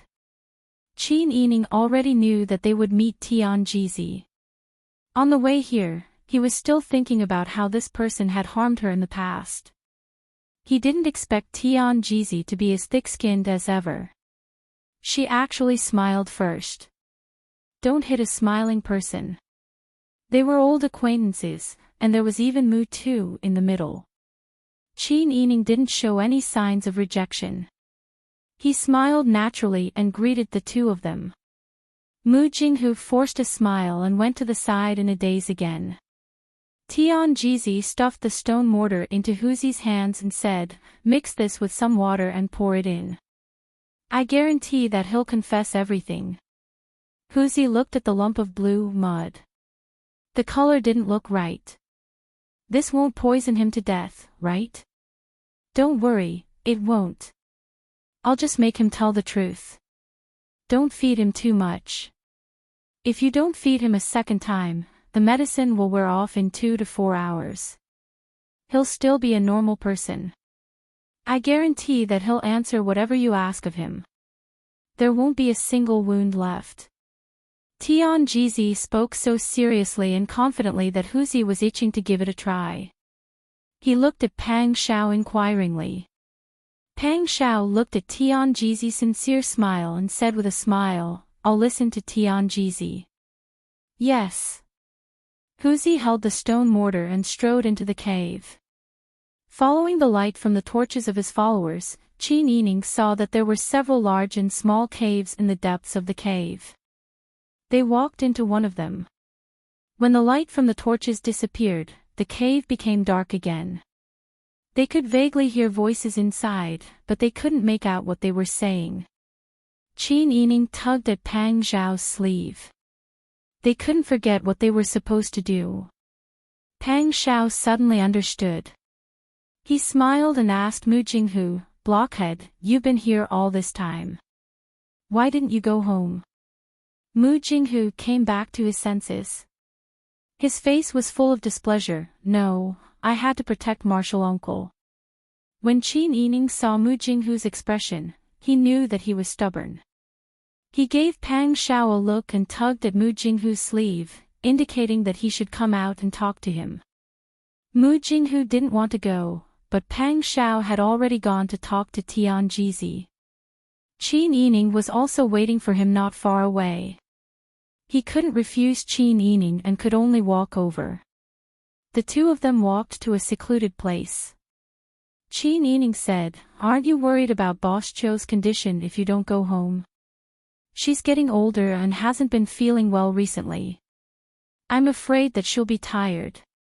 There's no female elder around to help her, so I've been staying with her at Qin Manor for the past few days. But when she heard that you're back, she hurriedly rushed home to welcome you. She's been waiting for you the whole day. Wang Yi has already gone home, but you didn't go back. What do you want her to think? She's pregnant because of you. What if she's upset at home and hurt her health?" Mu Jinghu pursed his lips, his expression wavering. But when he thought about it, he was tied up, and Qiu Feishan didn't care about his life at all. He felt extremely wronged. Why would she be upset because of me? It was my fault in the beginning. I shouldn't have forced her to marry me. Now, she probably wants me to die early so that she can regain her freedom. Qin Yining rolled his eyes at Mu Jinghu's words. You think too highly of yourself. Although you're skilled in martial arts, you don't guard against your own wife. If she wants you to die early, she might as well poison you behind your back. Since you don't guard against her, won't she be able to harm you? Mu Jinghu was stunned and was speechless for a moment. Qin Yining continued, everyone's personality is different. She was raised by her grandfather as a boy since she was young. She didn't go through the smooth sailing days of a girl, so her personality is naturally stronger. She's strong, but she's not unreasonable. She just doesn't know how to express her feelings. But whether she has you in her heart, don't you feel it at all? Moreover, you're feeling wronged here, but how do you know that she's not? Don't tell me that when you kidnapped her and forced her to marry you with the Qiu family's future, that means your methods are honorable. Can you blame her for feeling wronged? She's a girl who was forced to marry you, but she doesn't resent you. She's even willing to work hard to bear you a child. Doesn't that prove her feelings for you? Mu Jinghu stood rooted to the ground as he listened. His dazed expression made one want to kick him. Qin Yining continued, you despise her for not caring about you, and you're not a person who's good with words. How do you know if you didn't take care of her in any way? Don't just think about your own unhappiness. Think about how hard it must be for her to be pregnant and busy with business matters. When you put it that way, it does seem like I'm in the wrong. Mu Jinghu was regretting it. He was a man and should be more magnanimous. If there was something he wanted to say, he should have asked her face to face. He shouldn't have done this behind her back. At this moment, there was a commotion from inside. Qin Yining and Mu Jinghu looked at each other and hurried back into the cave. They saw Huzi carrying shopkeeper Lu out with one hand as if he was carrying a bag. Shopkeeper Lu's clothes were ragged and there were wounds all over his body. It was obvious that he had been treated harshly during the interrogation. He didn't speak even when he was severely injured, but now he was curled up into a ball and rolling on the ground, begging, I'll talk, I'll tell you everything, I'll talk. Pang Zhao couldn't help but look at Tian Jizi when she saw how miserable he was. Tian Jizi smiled and said, Immeasurable deity, this is just a small trick. It's not worth mentioning, not worth mentioning. No one wanted to praise her at all right. Pang Xiao snorted and asked, Speak, who are you? Who sent you to follow this king? What's your motive for following this king? Shopkeeper Lu's internal organs were already being tortured by the medicine. He felt as if there were ants crawling all over his body. The pain from his internal organs to his flesh was bone-piercing and he was already in a delirious state. I'll talk, I'm from Sidong. Shopkeeper Lu, I'm following Master's orders to follow Wang Yi and see if Wang Yi can succeed. If Wang Yi can't successfully rescue son-in-law, I'll go to the Chiu family and report Wang Yi's plan. Master said to do his best to protect son-in-law and ensure son-in-law's safety. Shopkeeper Lu was on the verge of fainting as he stuttered his words. Mu Jinghu stared blankly at the person in front of him. Qin Yining and Pang Xiao were analyzing the situation. Chapter 849. Qin Yining and Pang Xiao looked at each other, their expressions very complicated. They carefully asked Shopkeeper Lu, and confirmed that Qiu Feishan really made 2 preparations. She tricked Pang Xiao to go to Pu'an Road, and prepared to sell Pang Xiao once he lost his strength. The 2 of them were speechless for a while. They originally wanted to persuade the young couple, and Pang Xiao also complained because Qiu Feishan did not care about Mu Jinghu. Looking at them now, the couple was very good, and they were really superfluous. Pang Xiao said helplessly, Forget it, let's lock him up temporarily. Yes. Huzi saluted and carried him into the depths of the cave. Shopkeeper Lu's painful gasps were getting farther and farther away. Tian Jizi blinked her eyes. Wang Yi intends to let this person go so easily.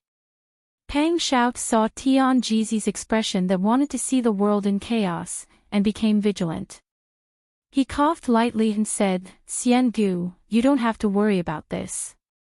Tian Jizi did not dwell on this matter, but smiled and looked at Qin Yining. I haven't seen Princess for a long time.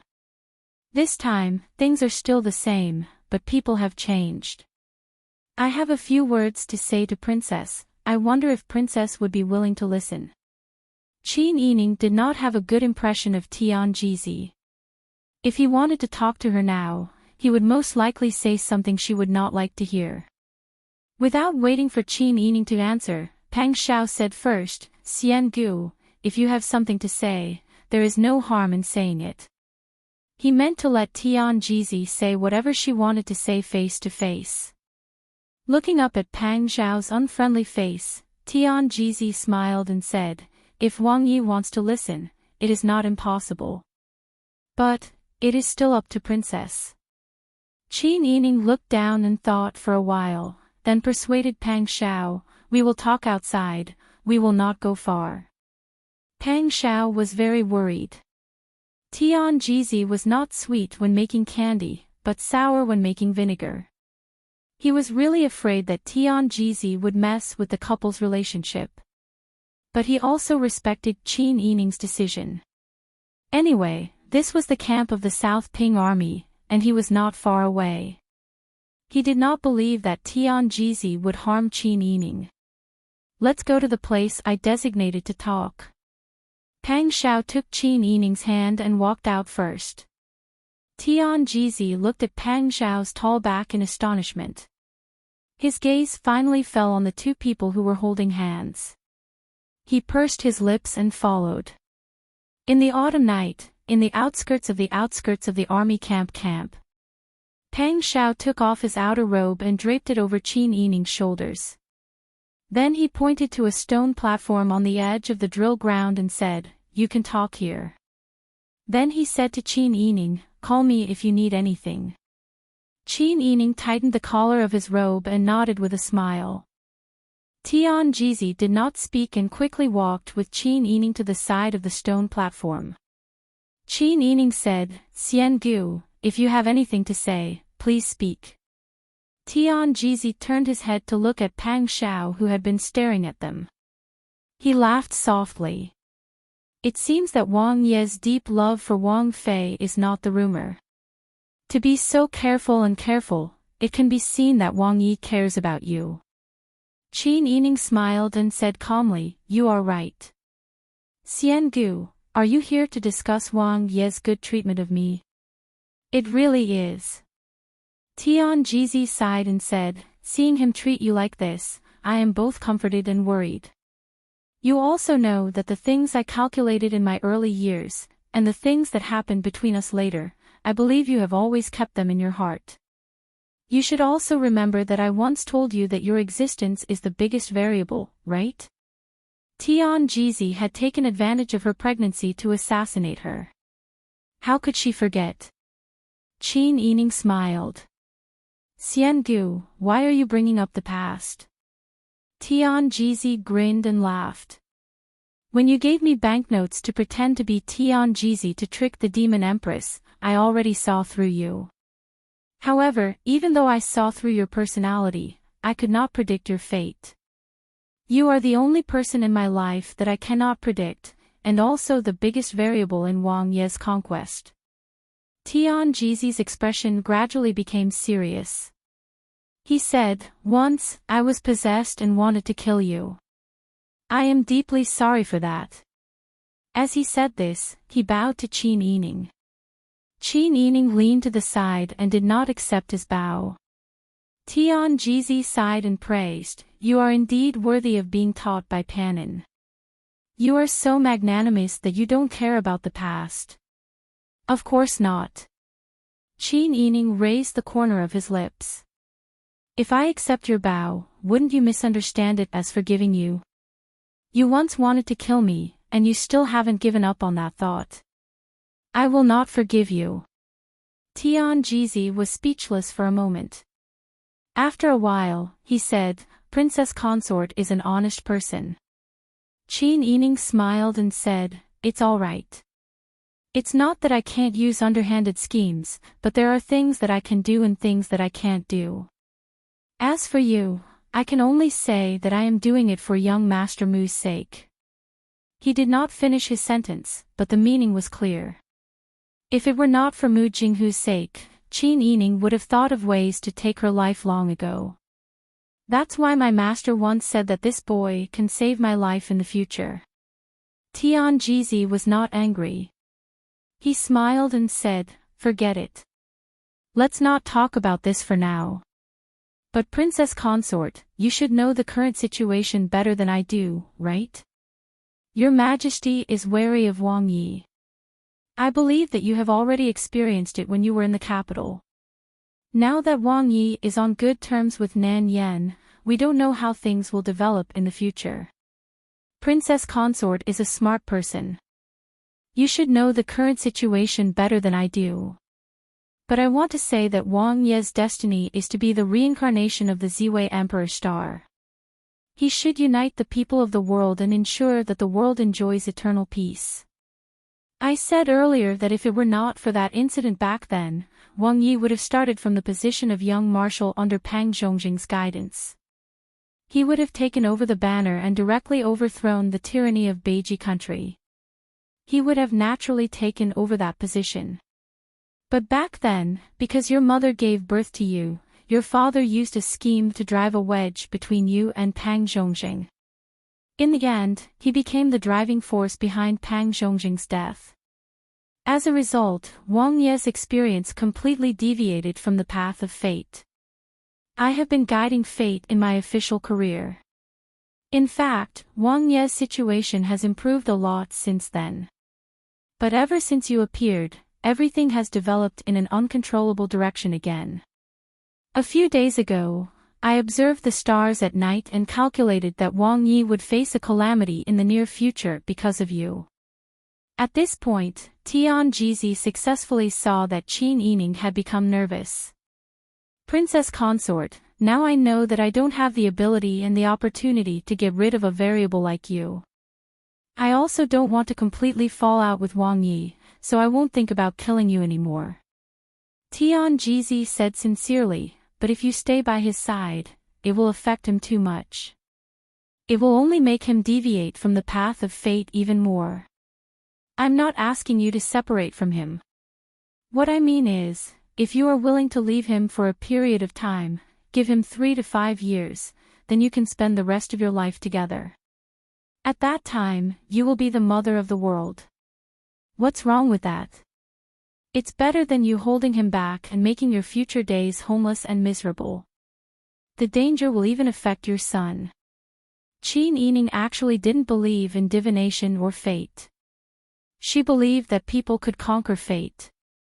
But if it happened to her, she could ignore it. But Tian Jizi's divination was about Pang Xiao and her 2 children. She couldn't ignore it. She didn't know why her mother had pushed her father to drive a wedge between them to frame Pang Zhongxing back then because she was pregnant with her. She also knew that she wouldn't get an answer even if she asked Tian Jizi. She also didn't know if she would really affect Pang Zhao's safety if she stayed by his side. But Tian Jizi's divination was the most accurate.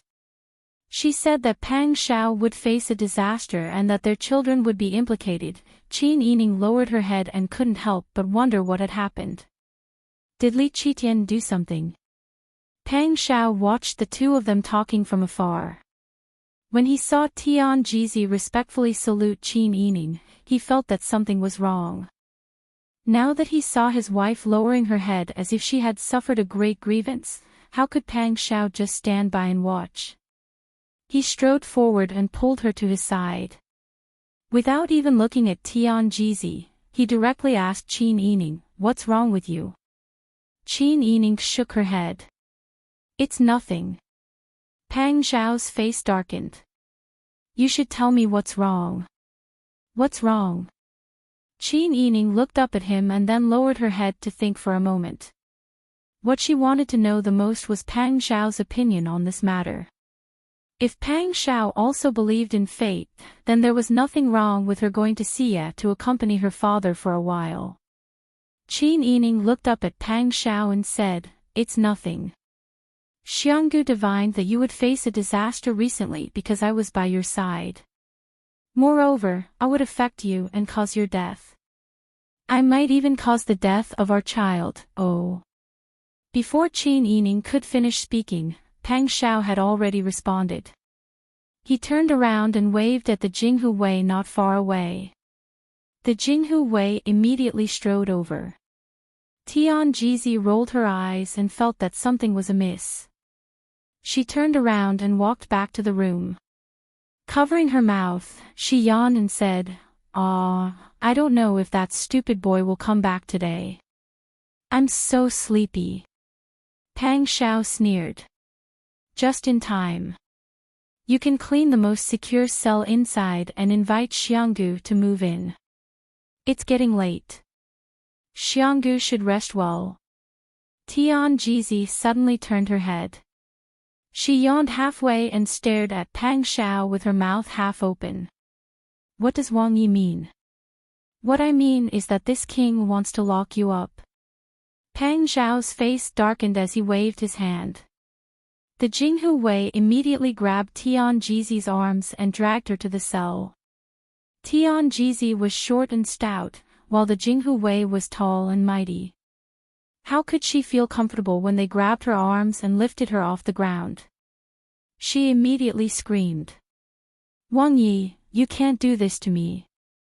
You're bullying a weak woman who doesn't even have the strength to truss a chicken."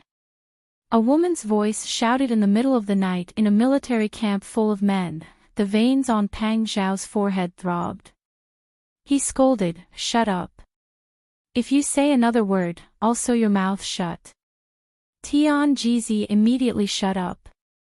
She knew that Pang Xiao was a man of his word. If he said he would sew her mouth shut, he would definitely do it. She still wanted to keep her mouth open to drink water and eat.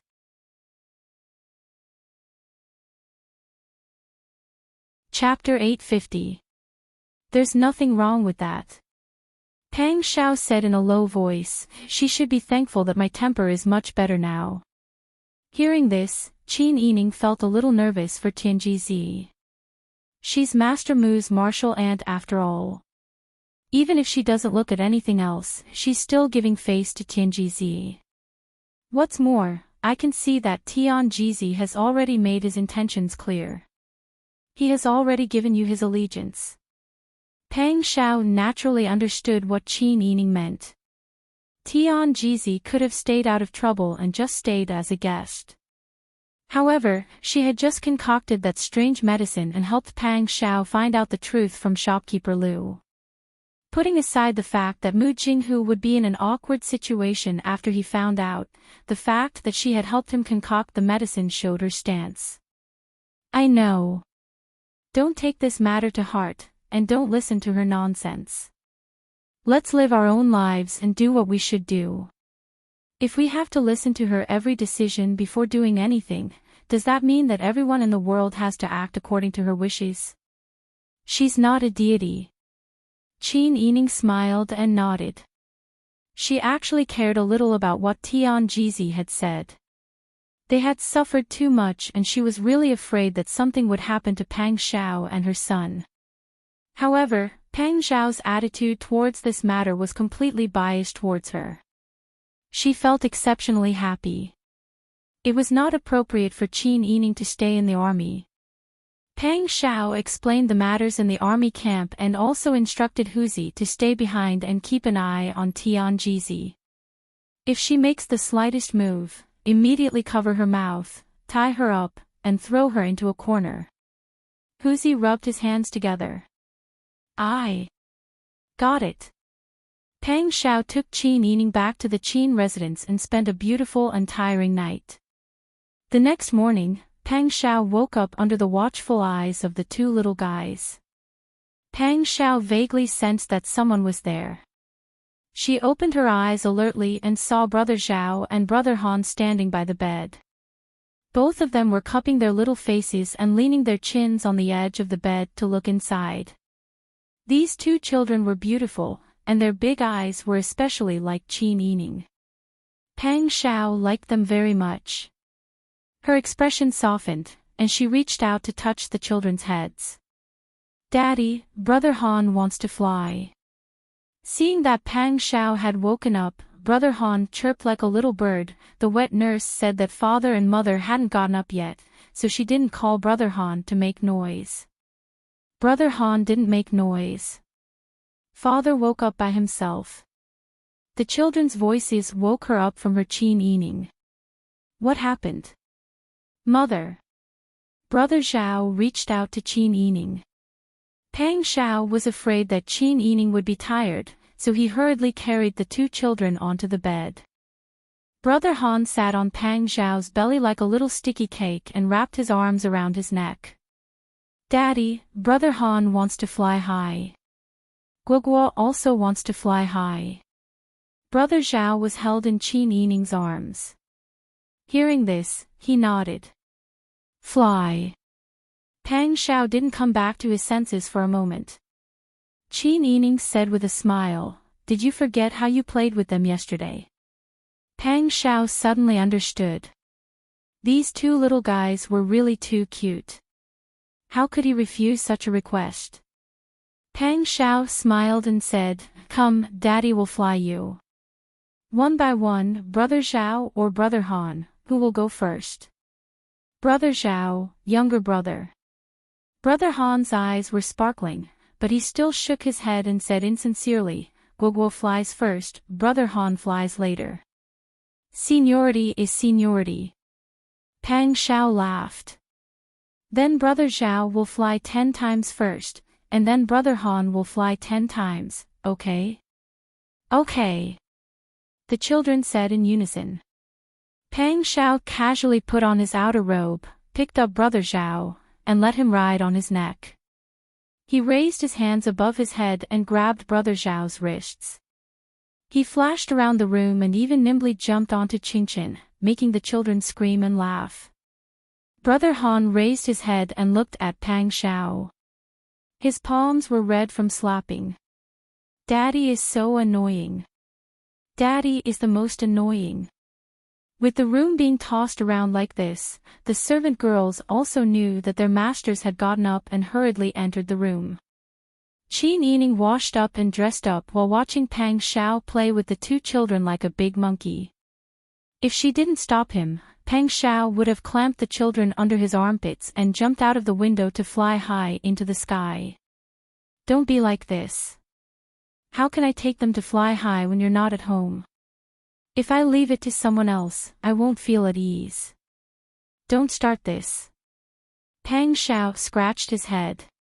Then I'll teach the children lightness kung fu. If you want to teach, you can, but you have to plan well. The children aren't even 2 years old yet. Don't you think it's a bit early to teach them? Pang Xiao was speechless for a moment. However, the children didn't appreciate it. When they heard that Pang Xiao wanted to teach them, they immediately hugged Pang Xiao's thigh and looked up at Pang Xiao expectantly. Daddy, learn. Daddy, Han Gu wants to learn kung fu, he he he. Pang Xiao's heart softened and trembled, but he still firmly coughed and said, Your mother has the final say. You're too young to learn. However, when Qin Yining turned around, Pang Xiao quickly winked at the two children. Han Gu opened his mouth wide and let out an sound. However, Zhao Gu cleverly covered Han Gu's mouth and didn't let his younger brother speak. Qin Yining didn't see the three children's little movements and continued to dress in front of the mirror. Pang Xiao couldn't continue to clamp the children under his armpits and go out to play. He could only develop all kinds of new ways to play at home and was willing to work like a cow or a horse. Bing Tang pinned a white jade hairpin in Qin Yining's hair and said in a low voice, If someone else told me that the dignified Prince Zhongshuan actually had a time when he was crawling all over the floor, I definitely wouldn't believe it. Seeing is believing. Ji Yun was stifling her laughter. Most of the fathers in the world love their children like this. Lian Xiaozhou said sincerely, however, Wang Yi is really good at imitating horses. Of course. Wang Yi is in the barracks all day long. Who knows how many military horses he has seen. He trains soldiers every day and deals with horses. How can he not be good at it? Xian Yun snickered. Qin Yining pretended to be angry and glared at the people in the mirror. The maidservants all covered their mouths and laughed. The family of four had a lively breakfast together. Pang Xiao smiled and said, I'll go back to the barracks first and come back at night. Don't tire yourself out at home. The children still have the wet nurse and the maidservants. Don't do everything by yourself. Qin Yining smiled and nodded. You just have to do your own things. Before he finished speaking, a maidservant outside came in to report, Wang Yi, Princess Consort, young Master Mu and Mrs. Mu request to see you. Qin Yining and Pang Xiao looked at each other. They must be here because of what happened yesterday. Pang Xiao thought for a while and said, Let them in. Qin Yining asked the wet nurse to look after the two children first. Then, he and Pang Xiao went to the reception pavilion in front of the palace that was used to receive guests. As soon as Qin Yining and Pang Xiao arrived, they saw Mu Jinghu and Qiu Feishan walking in hand under the guidance of the maidservants. Qiu Feishan's face was pink and pretty, and Mu Jinghu's face was flushed red. When their eyes met, they could see some lingering feelings. It seemed that the misunderstanding between them had been resolved. Qin Yining was slightly gratified. He couldn't help but look at Qiu Feishan with a complicated expression. Qiu Feishan's two preparations could be said to be vicious. To put it bluntly, in order to save her husband's life, she tricked someone else's husband to go out and risk his life. This kind of behavior was really displeasing. But if she put herself in Pang Xiao's shoes, she would also save Pang Xiao at all costs. She would rather be a shameless person than let Pang Xiao live. She had a better understanding of Qiu Feishan's behavior. What's more, Mu Jinghu had helped them many times. He had saved Qin Yining's life. He was also Pang Xiao's reliable friend. Under such a complicated relationship, Qin Yining couldn't scold Qiu Feishan. Perhaps knowing what Qin Yining was thinking, Mu Jinghu and Qiu Feishan had just approached Qin Yining and Pang Xiao when they bowed together. Qin Yining and Pang Xiao were shocked. Pang Xiao reached out to support him. "What are you doing, blockhead? Get up quickly." Mu Jinghu said, "This bow is what I should do."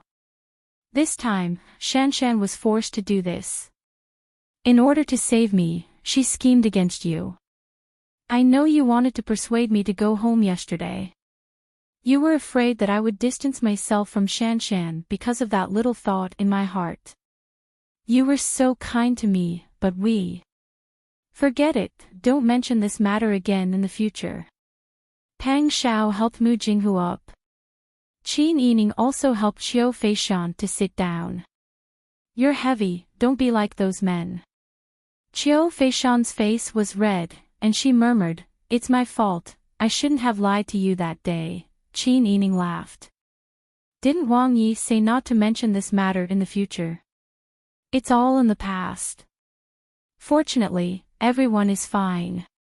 Qiu Feishan felt apologetic. "These days, it's all thanks to you that I did such a thing. Every time I think about it, I feel really bad." "Yes." Mu Jinghu also said, "In the end, I was too careless and was taken away. Shanshan really couldn't do anything about it. I've already told her, if something like this happens again, I'll definitely ask her to be honest and let everyone discuss it." Qiu Feishan smiled shyly. Qin Yining and Pang Xiao knew that Mu Jinghu and Pang Xiao had a deep friendship and naturally trusted each other. They had been through many trials and tribulations to form a deep friendship. And now, Qiu Feishan and Pang Xiao were only in a cooperative relationship. Pang Xiao couldn't fully trust Qiu Feishan, and Qiu Feishan naturally couldn't fully trust Pang Xiao. Therefore, they weren't very surprised that Qiu Feishan could do such a thing, nor were they very disappointed. Because from the beginning to the end, Qin Yining and Pang Xiao didn't have much affection and trust for Qiu Feishan. Yes, but it was better to be able to talk things out face to face than to hide the knot in their hearts. Mu Jinghu got up and bowed to Qin Yining. "Shanshan told me everything. Thank you for taking care of her these days. She doesn't have any female elders around her, and she doesn't have much experience. It's all thanks to you." Qin Yining quickly jumped up to avoid it. "Young Master Mu, what are you doing? We're all on the same side. If I really want to thank you, shouldn't I kowtow and thank you for saving my life so many times that day?"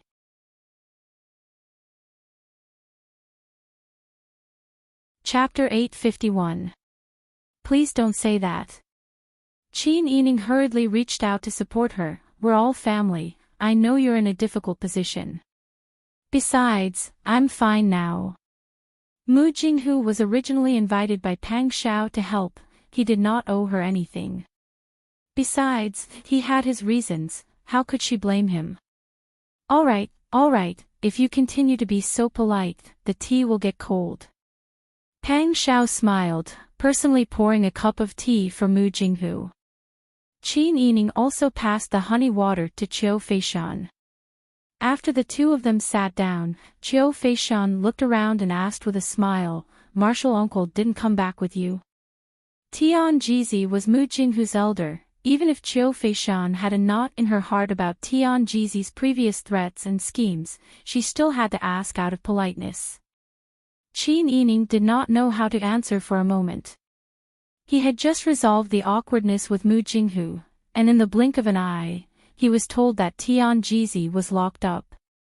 No matter what the reason was, it would not be easy for him to accept it, right?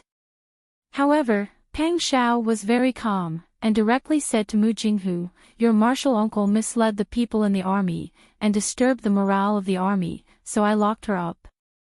Mu Jinghu was stunned, and scratched the back of his head. After a while, he said, "That's something she would do. You locked her up in the dungeon." "I wouldn't do that for your sake, I only locked her up in a room, and did not allow her to walk around freely and speak carelessly." "Oh, then it's fine, If she's locked up, then so be it, as long as she has food and shelter. Qin Yining was speechless for a moment, and took a big gulp of honey water from the teacup. It seemed that Tianjizi was not very popular. Mu Jinghu looked around, and after confirming that there were no outsiders, he coughed awkwardly and said, "Little fox, actually I have something to tell you." Pang Xiao understood Mu Jinghu too well. If it wasn't something major, he wouldn't have revealed such an awkward expression. He knew that there must be something important that he had to hide from him the whole way back. "What is it?" Pang Xiao asked calmly. Mu Jinghu sighed. "Actually, it's like this. Back in Bo and town, the matter of the Chiu family's courtyard was not as simple as I made it out to be. At that time, it wasn't me who quietly sneaked out to light the fire. It was me and Martial Uncle who sneaked out and drugged the master of the house." Pang Xiao raised her eyebrows. "Actually, I guessed it." Mu Jinghu said in surprise, "How did you? If they were really burned to death, the people in that house couldn't have died so quietly, nor could they have died so cleanly. None of these people survived. They must have lost their ability to move before they were burned. Either they were poisoned, or they were killed and burned." Mu Jinghu nodded awkwardly. To be able to guess this, Pang Xiao didn't ask him, it was entirely out of trust and respect for his friend. On second thought, Pang Xiao's intelligence was not something that could be casually deceived by anyone. Pang Xiao said, "I don't have any other meaning. Everyone has the right to maintain privacy." "I know what kind of person you are," Mu Jinghu nodded and continued. "I didn't deliberately hide this matter from you. It's because I found something strange in the Chiu family's courtyard. I wasn't sure myself, so I didn't say anything. That day, my martial uncle asked me to drug the masters. These people confessed a lot of things. One of them was called Chiu Feijing, who claimed to be the son of Chiu Yuanqing." "Oh. Chiu Yuanqing's son was born in Sword Creek City. Why did he go to Boven town?" "I'm not sure about this, but he claimed to be the son of Chiu Yuanqing at first and threatened us. Later, when he failed, my martial uncle gave him a very torturous drug. He couldn't stand it, and before he died, he gave us a letter." Mu Jinghu looked at Chiu Feishan. Chiu Feishan took out an envelope from her sleeve. Pang Xiao took the envelope and opened it, but found that the letter was just an ordinary greeting. There was no clue. Chiu Feishan smiled and said, "This letter doesn't seem strange on the surface. Only the important people of the Chiu family know that this letter contains a secret message." "A secret message?" "Yes. The Chiu family has been passed down for more than 100 years, and naturally has its own set of methods. This secret message is not difficult, it corresponds to a book. I won't go into the details of the method. I will only tell you the contents of the letter." Chiu Feishan smiled, then looked at Qin Yining. "This can be considered as me making up for my mistakes." Mu Jinghu patted Chiu Feishan's shoulder. Pang Xiao and Qin Yining both smiled. "In any case, I have to thank you." "No need to thank me. The general meaning of this letter is to instruct Chiu Feijing to go to Danzhou Prefecture's Dingxing restaurant to meet with the Lu family on the 10th of October in the name of the young master of Guangdong Agency. The Chiu family intends to buy an imperial envoy from the Lu family." "What?" Qin Yining was shocked. Chiu Feishan's words contained too much information.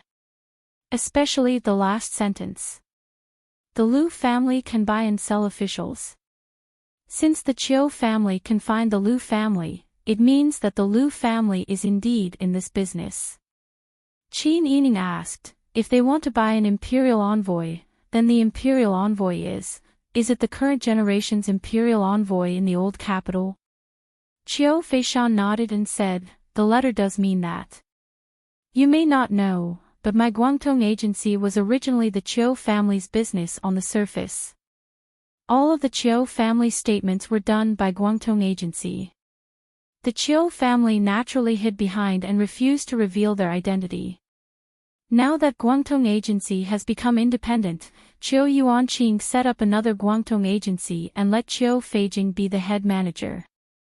This time, if the Lu family asks about the imperial envoy, I plan to say that Guangdong Agency wants to develop in the old capital of Daiyin. It's unfortunate that there's no one in the court.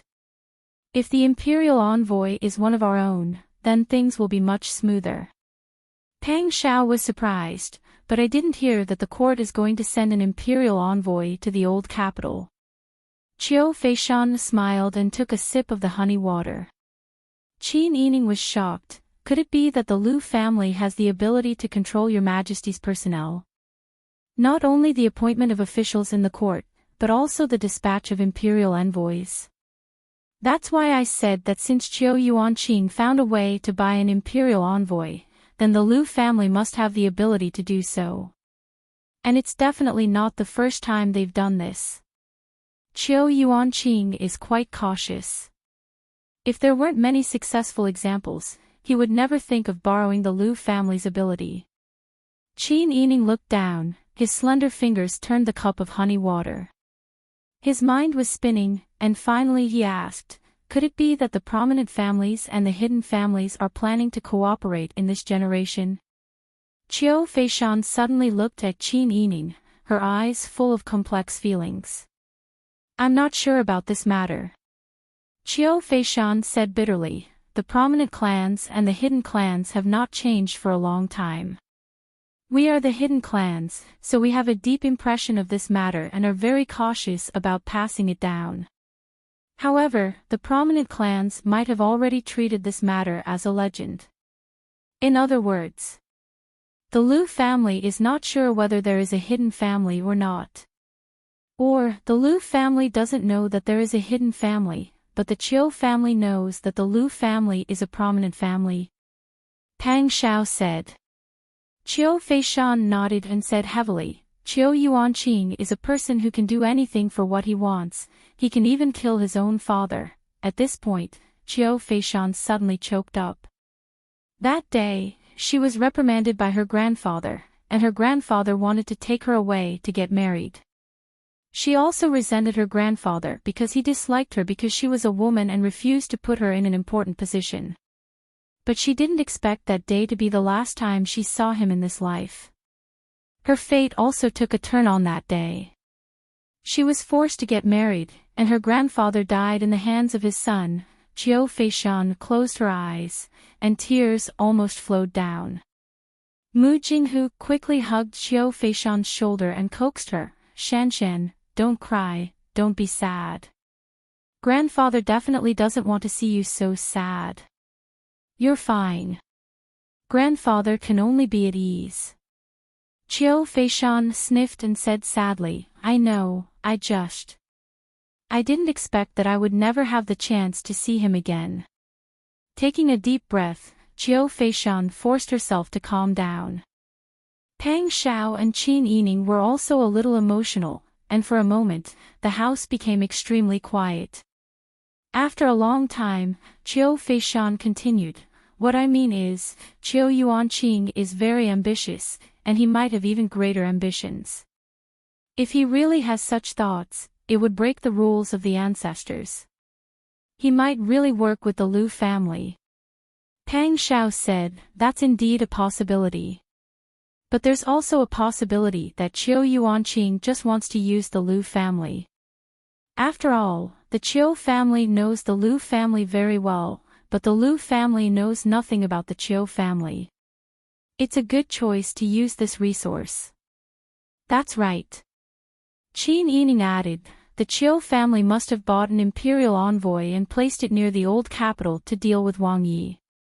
Chiu Feishan said, you should have guessed that Magistrate Qi in the old capital was bribed by Chiu Yuanqing. But this person is very shrewd, and after learning from the experience of Magistrate Yang, he hasn't done much. So maybe Chiu Yuanqing thought that one magistrate was not enough, so he added an imperial envoy, and maybe it would be easier to do things. As for what to do, Of course, it was to deal with Pang Xiao and Qiu Feishan. In Qiu Yuanqing's eyes, Pang Xiao was the person chosen by Qiu Feishan, so he was naturally an enemy. This is understandable, but I didn't expect that the reclusive family would also use the prominent family. Qin Yining shook his head and didn't continue this topic. Instead, he said, I guess your Majesty's thoughts on Wang Yi may have been confirmed by the Lu family, and your Majesty may have long wanted to arrange an imperial envoy to the old capital. If the Lu family really wants to sell officials, they should do it from the left and right sides. That must be the case. Pang Xiao nodded. Listening to Qiu Feishan, Pang Xiao, and Qin Yining discussing such a complicated matter, Mu Jinghu had been in a daze and couldn't get a word in. Seeing that their topic had come to an end, he said, You can see so much content from an ordinary greeting letter, it's no wonder that I couldn't understand it at that time. Pang Xiao couldn't help but chuckle when he heard that.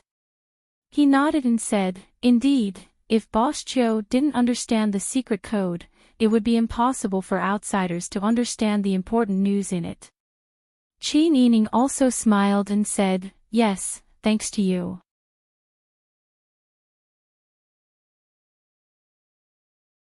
Chapter 852.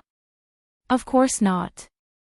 Pang Xiao stretched out his arm and patted Mu Jinghu's shoulder. Between us brothers, if we quarrel over such a small matter, wouldn't we become a joke?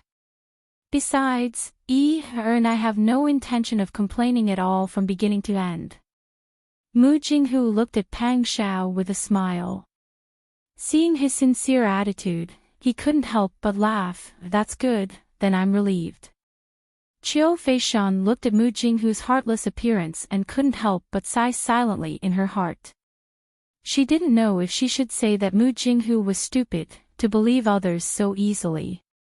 But on second thought, with her character of not trusting others easily, she might not be happier than Mu Jinghu. People say that fortune favors fools. Mu Jinghu treated Pang Xiao sincerely, so Pang Xiao and Qin Yining should also treat him sincerely, right? Seeing that the atmosphere was just right, Qiu Feishan pondered for a moment and said softly, Actually, I have a presumptuous request today. As soon as she opened her mouth, Pang Xiao and Qin Yining knew what she wanted to say. Mu Jinghu was afraid that Qiu Feishan would be embarrassed if she opened her mouth, so he hurriedly said, Little fox, I want to ask you to plead for shopkeeper Lu. You see, he also ate the thing that my martial uncle made and suffered a lot. Moreover, it was thanks to him that I was able to resolve the misunderstanding with Shanshan. You see, Shanshan is now pregnant, and that shopkeeper Lu is still Shanshan's right-hand man. He can still help Shanshan do things. Can you let him go and not pursue this matter? At this point, Mu Jinghu's face was completely red. He rarely asked others for help, but for Qiu Feishan, he rushed to ask for help. Qiu Feishan's heart was moved, and she looked down at her belly happily and complicatedly. Qin Yining smiled and nodded at Pang Xiao. At this point, it wouldn't do them any good to hold on to those things. Shopkeeper Lu didn't tell Qiu Feishan when he was tortured by the army, so it could be seen that he was a tough guy. As for the thing that Tian Jizi made, it was not within the scope of normal consideration. Qin Yining had a good impression of this kind of loyal and unyielding people. Moreover, Qiu Feishan gave them such a big piece of information. There were too many things that they could do behind the scenes. It was enough to exchange for shopkeeper Lu's life. But if he refused now, it would hurt the relationship between the two families. And he pretended to ponder for a long time. After a while, he nodded and said, All right, then, we'll listen to you. I'll get someone to send him over later. However, Boss Qiu still needs to be mentally prepared, because he looks very unfamiliar to me. I don't know how many times I've seen shopkeeper Lu in disguise. As for the spy who followed me, I didn't hold back during the interrogation. Later on, he ate something that Tian Jizi made, so his injuries may be somewhat serious. Wang Yi spared his life, it's already rare. Moreover, I was the one who did this in the first place, so I can't blame anyone. I will take full responsibility for shopkeeper Lu's injuries.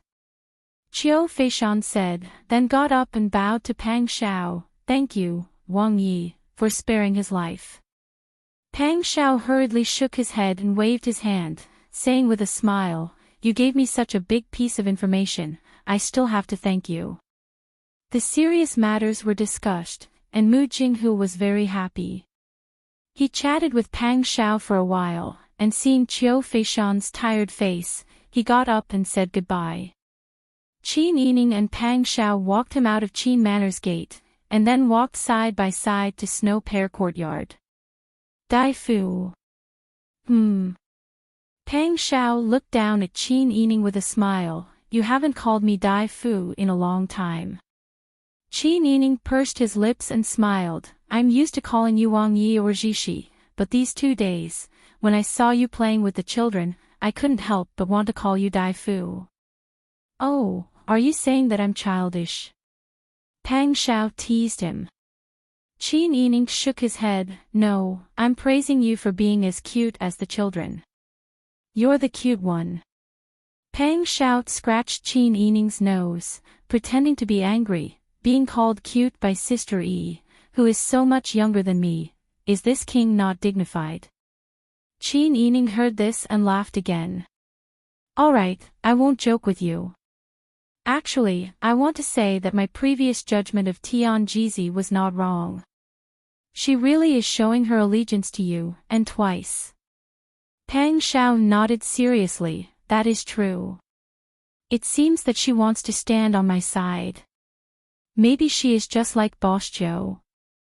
If you stand on my side, you'll be able to reap greater benefits. I think so too. Qin Yining looked up at Pang Xiao. Pang Xiao also looked down at her. They could see their own reflections in each other's eyes, and the two couldn't help but laugh at each other. What are you laughing at? Naturally, I will laugh at whatever you laugh at. Qin Yining walked forward a few steps and turned back to look at Pang Xiao. Wang Yi is probably going to stay behind to enjoy the scenery. Of course not, he still needs to listen to Wang Fei's lecture. Pang Xiao strode forward and followed beside Qin Yining. Qin Yining smiled and said, all right, since you've said it like this, I will also say what I think. One is the matter of Tian Jizi.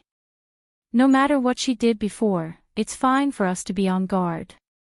The most important thing is to see what happens in the future. The other thing is that this time, the Qiu family wants to buy the imperial envoy. I feel that we will be able to accomplish something.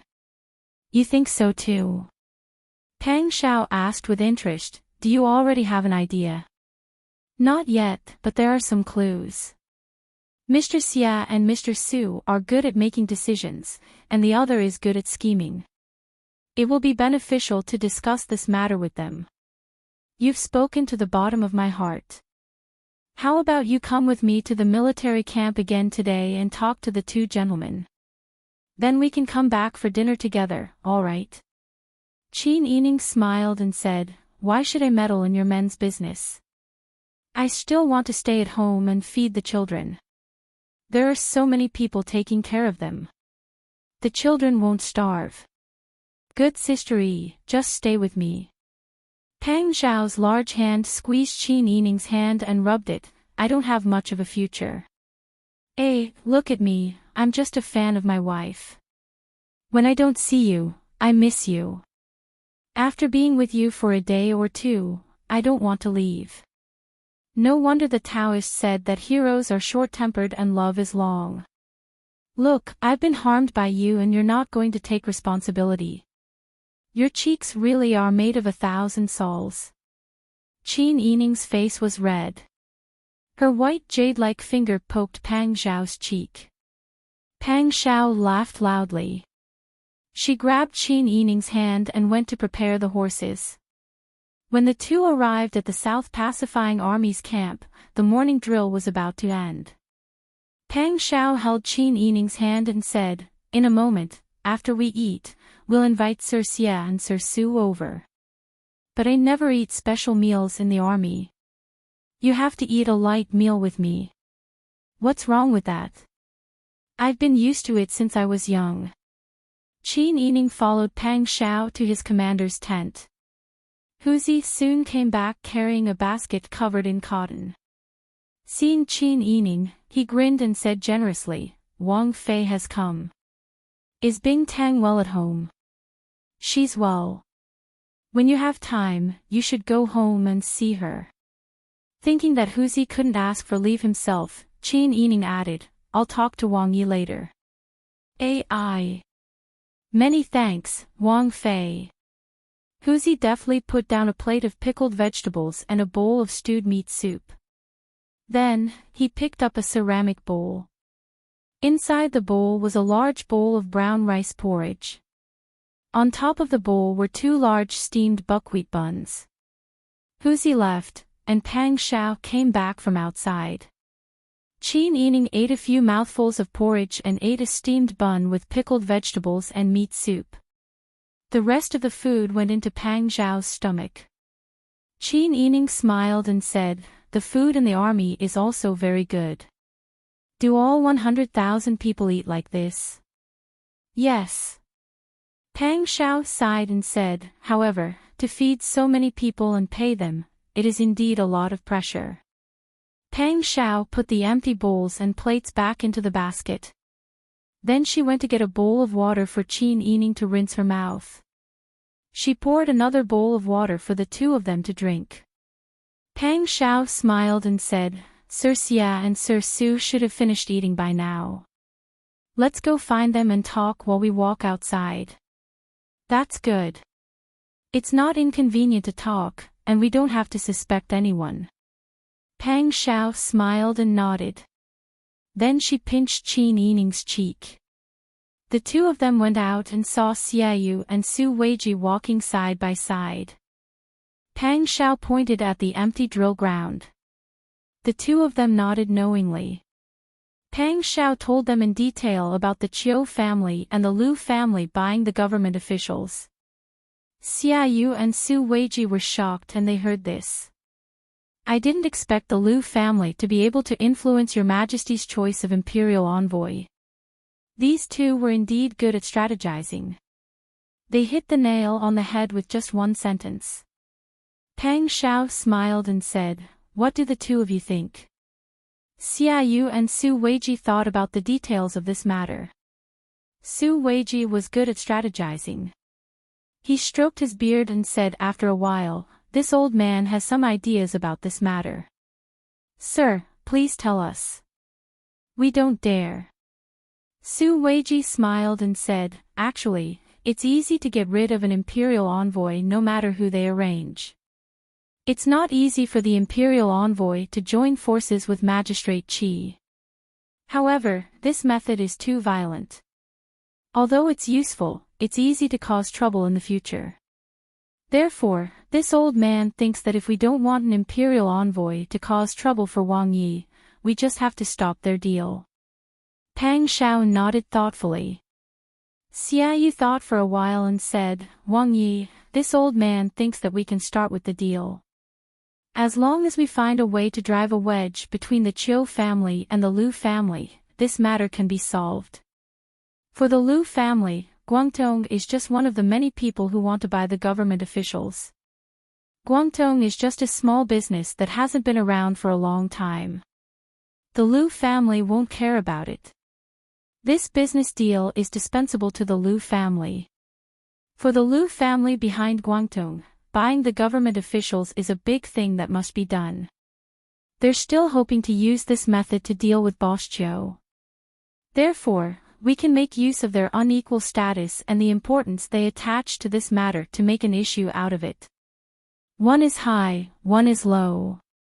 One is active, and the other is passive. It's too easy to drive a wedge between them.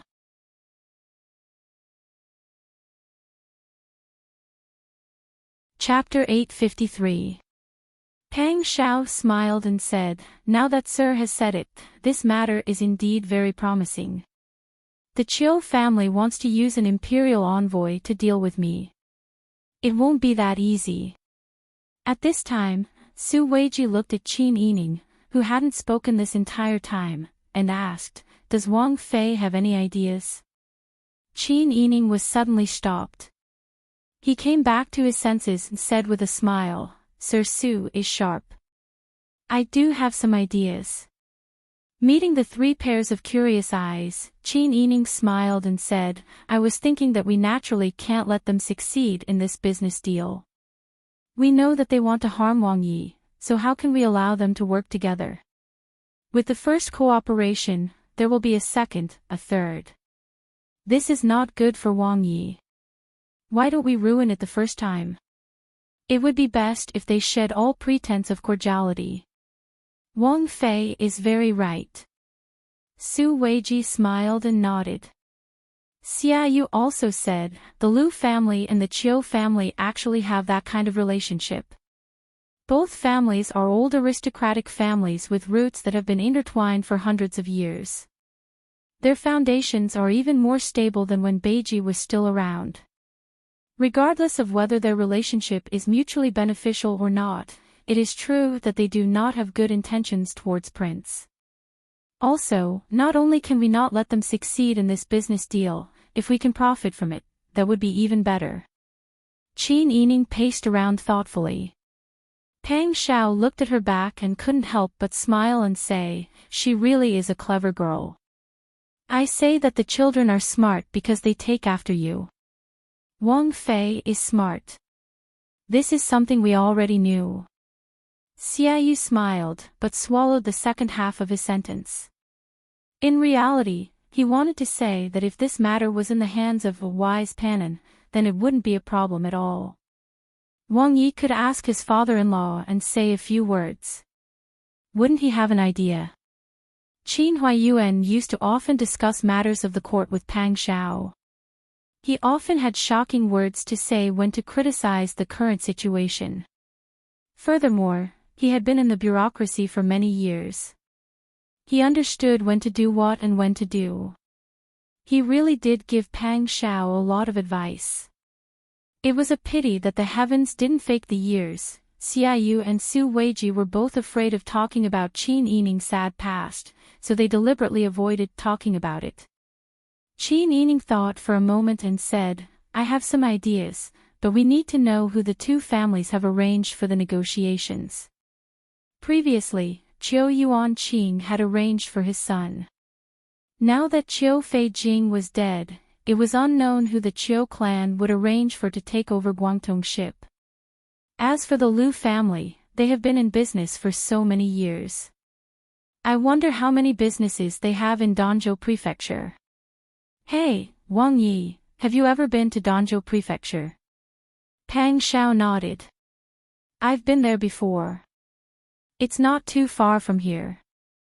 We'll head towards Liang City from here, and then we'll reach it in the southeast direction. The scenery there was pleasant, and it was like spring all year round. It was said that there were talented men and beautiful women there. So you went there specifically for the talented men and beautiful women? Qin Yining joked with a smile.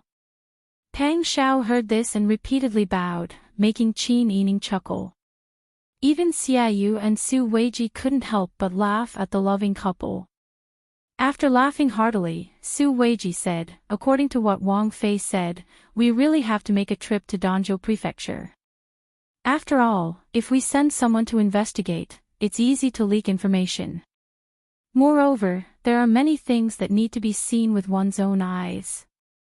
There are many things that need to be done in a timely manner. Mr. Su is right." Qin Yining turned around and smiled at Pang Xiao. "You still have to guard the South Pacifying Army and can't leave. How about I make a trip to Danzhou?" Pang Xiao heard this and his expression immediately became serious. He flatly refused, "No." Qin Yining was a little surprised by such a blunt refusal. Why is Wang Yi so determined? Pang Xiao also realized that his attitude wasn't very good. He hurriedly explained, "Every time I let you out of my sight, you always cause trouble. Tell me, how many dangerous situations have you encountered? Which one of them didn't have a narrow escape? These are the matters of us men. In the future, you just need to stay at home and take care of the children and family. Isn't this what we agreed on a long time ago? Qin Yining smiled. I know you're worried about me, but, in any case, I can't. I won't let you go to Danzhou Prefecture. Pang Zhao's attitude was so unyielding that it made Xiaoyu and Su Weiji, the two bystanders, fearful. Qin Yining said, but this matter is very important. Just now, Mr. Su and Mr. Xia have already analyzed the pros and cons of this matter. I feel that it's better to personally investigate this matter before making a decision. After all, our opponents are two great aristocratic families, one in the open and one in the dark. Who knows if there's a plot behind this? Qin Yining's straightforward words made Pang Zhao fall silent. After a long time, he said, Sister Yi, be good. This time, I'll personally make a trip. Qin Yining knew that Pang Zhao was powerful, but she felt that this matter wasn't as simple as it seemed. Can you leave the military camp? This time, you can't bring the troops out to suppress the bandits. Pang Zhao thought for a moment, then his gaze fell on Xiaoyu. With Mr. Xia here, we can't do anything. With Mr. Xia here, it's easy to make Wang Yi in such a short time. Qin Yining finally remembered that Xiaoyu was proficient in the art of disguise. When she first came to the capital with Xiaoyu, she had once disguised herself as Pang Zhao to fool people. Qin Yining's eyes turned. He suddenly said, since that's the case, let's go together. It'll be more convenient. Mr. Xia's disguise can help us change our appearances. When the time comes, it'll be easier to do things. When Pang Zhao heard that they were going together, she was actually a little tempted. Danzhou Prefecture was the most famous place in the south with beautiful mountains and rivers. Ever since Qin Yining got married to him, other than when they had to go to disaster relief or when they were kidnapped, they had never really gone out to see the scenery together. This time, they were going to investigate the negotiations between the Qiu family and the Lu family. If they could take the opportunity to go to Danzhou Prefecture and take a look, it would satisfy one of their regrets. When Qin Yining saw that Pang Zhao was wavering, he continued, now that grandmother and the others are at home, you can help take care of the children. When the children grow up and start to learn, I won't be able to leave. At that time, I won't be able to leave even if I wanted to. All right. Pang Zhao agreed quickly. After a moment of surprise, she smiled and said, forget it. Let's go together. We'll just treat it as going out to play and doing things on the way. Xiaoyu and Su Weiji both laughed. Since Wang Yi and Princess Consort are planning to go out, then we must disguise ourselves. In addition, we have to arrange things in the military camp, Xiaoyu said. Su Weiji lowered his eyes and thought for a moment. Then he said, fortunately, Danzhou Prefecture isn't far from here. If we take a boat, we'll arrive in 3 or 4 days. If Princess Consort's health permits, taking a boat will reduce the bumpiness of the carriages and also allow you to enjoy the scenery along the way. Qin Yining was tempted. He smiled and said, taking a boat is nothing. I've taken a small boat before. If we go out on a large boat, it'll naturally be safer. Pang Zhao saw that the matter had been decided. She smiled and said to Qin Yining, then I'll send you home first. Then I'll arrange some things. You should also go back and arrange things in the Fu. Think about what you need to bring and who you need to bring with you when you go out. There's still more than a month until the 10th of October. This time is enough for us to prepare. Qin Yining smiled and nodded. Then he went home first. The 10th of October was the day the Qiu family and the Lu family would make a deal. Even though, as Pang Zhao said, there was enough time to prepare, they would be delayed for 3 or 4 days on the road. When they arrived at Danzhou Prefecture, they still had to find out who the two families had arranged for the negotiation. Then they had to deal with them one by one. In addition, there were a lot of things to do at home and in the military. Qin Yining and Zhao both became busy.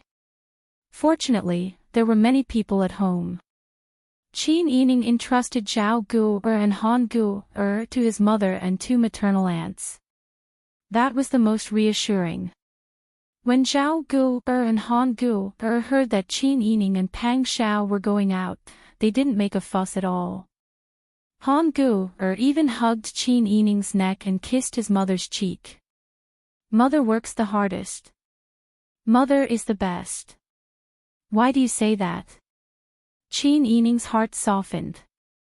She hugged Han Gu'er and Zhao Gu'er and kissed their cheeks. Han Gu'er said, "Great-grandmother said that mother is going out to work.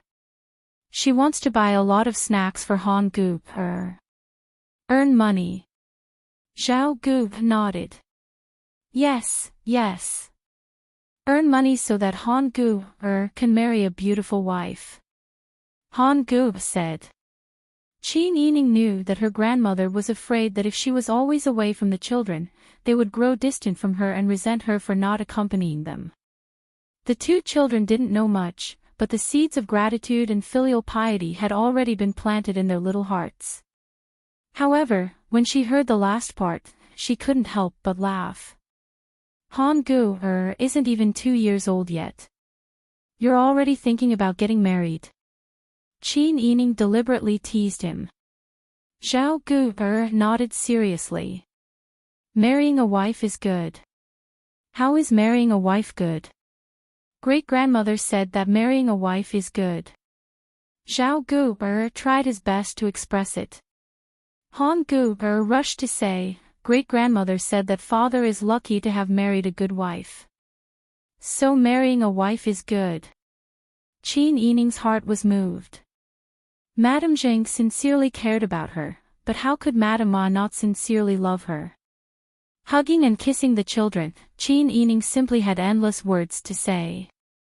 Even if the two children were talking like children, it didn't affect their happy mood at all. However, when she thought of being separated from the children, Qin Yining was still reluctant in her heart. However, the matter was in front of her. She had to face it together with Pang Xiao and solve it together. Only by solving the matters outside could the children grow up safely and have no worries in the future. After 2 days, everything was ready. Qin Yining brought Ji Yun and Bing Tang early in the morning and quietly left the family Qin with Pang Xiao. Xia Yu had already found Jinghu Wei, who had a similar figure to Pang Xiao. She dressed him up as Pang Xiao and arranged for him to live in a house in the old capital. Occasionally, she would let him replace Pang Xiao to go out for a walk. With Xia Yu and Su Weiji following him, there shouldn't be any mistakes. Originally, in order to make it look realistic, Huzi was almost left behind. Qin Yining persuaded Pang Xiao, when we go out, don't treat Huzi and Bing Tang badly. I specially brought Bing Tang. You can't leave Huzi alone. Besides, even if everyone knows that Huzi is the most capable person by your side, it's hard to guarantee that you will arrange for him to investigate which bandit nest. You can ask Huzi to set off separately with us and gather somewhere outside the city. Pang Xiao thought that it made sense. When he saw Huzi's puppy-like eyes, he immediately laughed and agreed.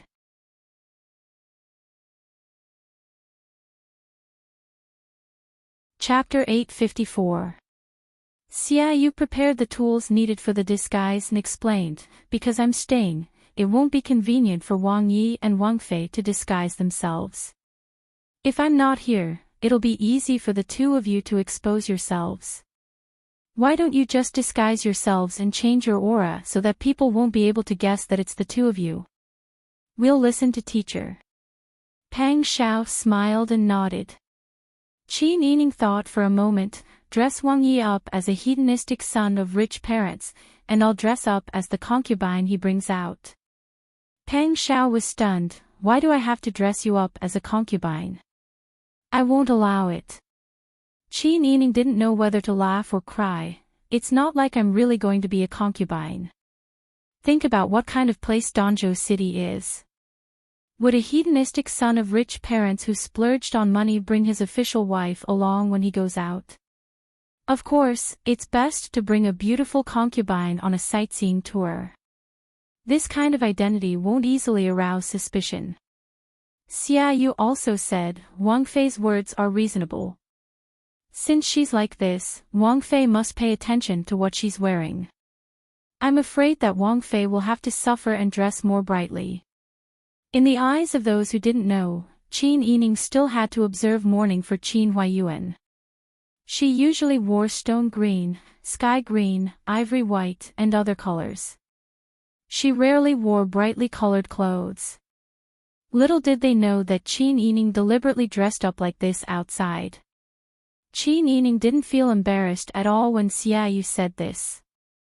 After all, his father was still alive and well. Dressing brightly will also prevent people from suspecting that it's me. After all, people who are observant know about family Qin. Wang Fei is smart.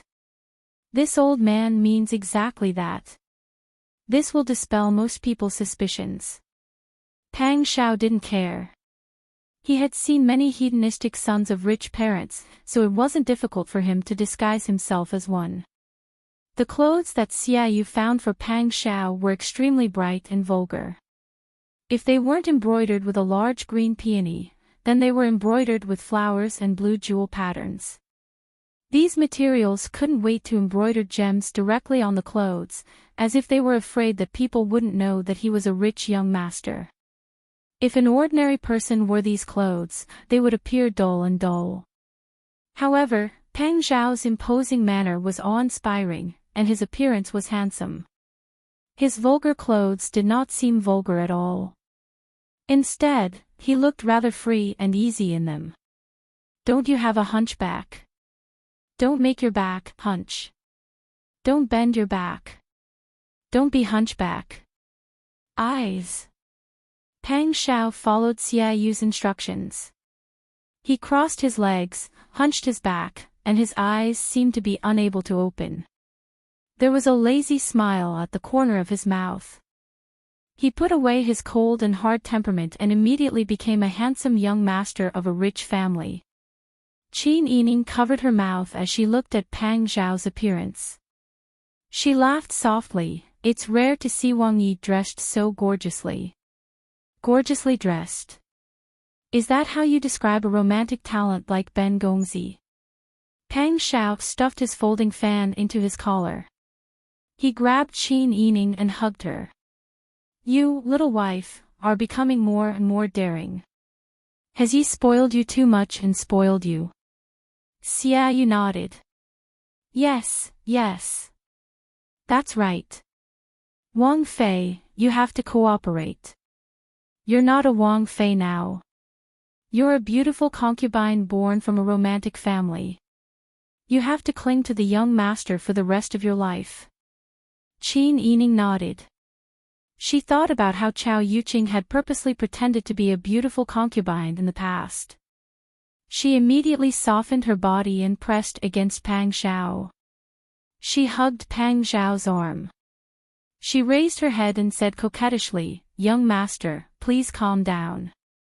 This servant doesn't dare to do it again. Pang Xiao's heart shook. His muscles and bones went soft, and he almost lost his composure. Xia Yu nodded. Good, good. Wang Yi and Wang Fei acted very well. Now, you two are the young master of Guangtong Hao and the young master's new beautiful concubine. She turned and said to Bing Tang and Ji Yun, you two Gunyang also have to disguise yourselves. You can't show the elegance of a noble family. It's best to be submissive and not attract attention. Birds of a feather flock together. Wang Fei's servant girls all had the bearing of young misses raised by wealthy families. Xia Yu was not worried that Qin Yining and Pang Xiao would not act well. She was just afraid that the people around her would show flaws in the details. They could not underestimate anyone. The Liu family and the Chiu family were able to have a heritage of more than 100 years. They could also set down such ancestral teachings. It could be seen that they were not simple people. Bing Tang and Ji Yun also knew that this trip was important. They went to change into stone blue cotton outfits. Inside, they wore emerald green jackets and trousers. Their hair was combed into 2 regular buns. They did not put on any makeup. They specially made their faces darker.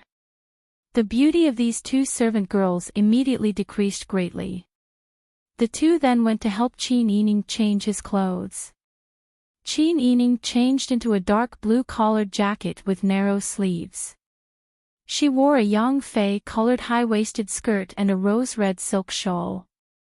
Her hair was combed into a high bun. On one side, there was a large butterfly hairpin, and on the other side, there was a fashionable flower hairpin. Qin Yining raised the ends of her eyebrows slightly. She used a small red plum flower in between her eyebrows. She also used a rarely used bright red lipstick for her lips. Then, she used a light pink rouge to sweep the ends of her eyes. She looked in the mirror left and right. It's really true that clothes make the person. After dressing up like this, I don't look like a good person. Qin Yining practiced her facial expressions.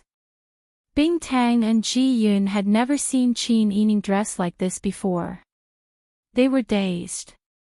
Bing Tang laughed and said, "If you don't want to be a good person, you have to look at your face."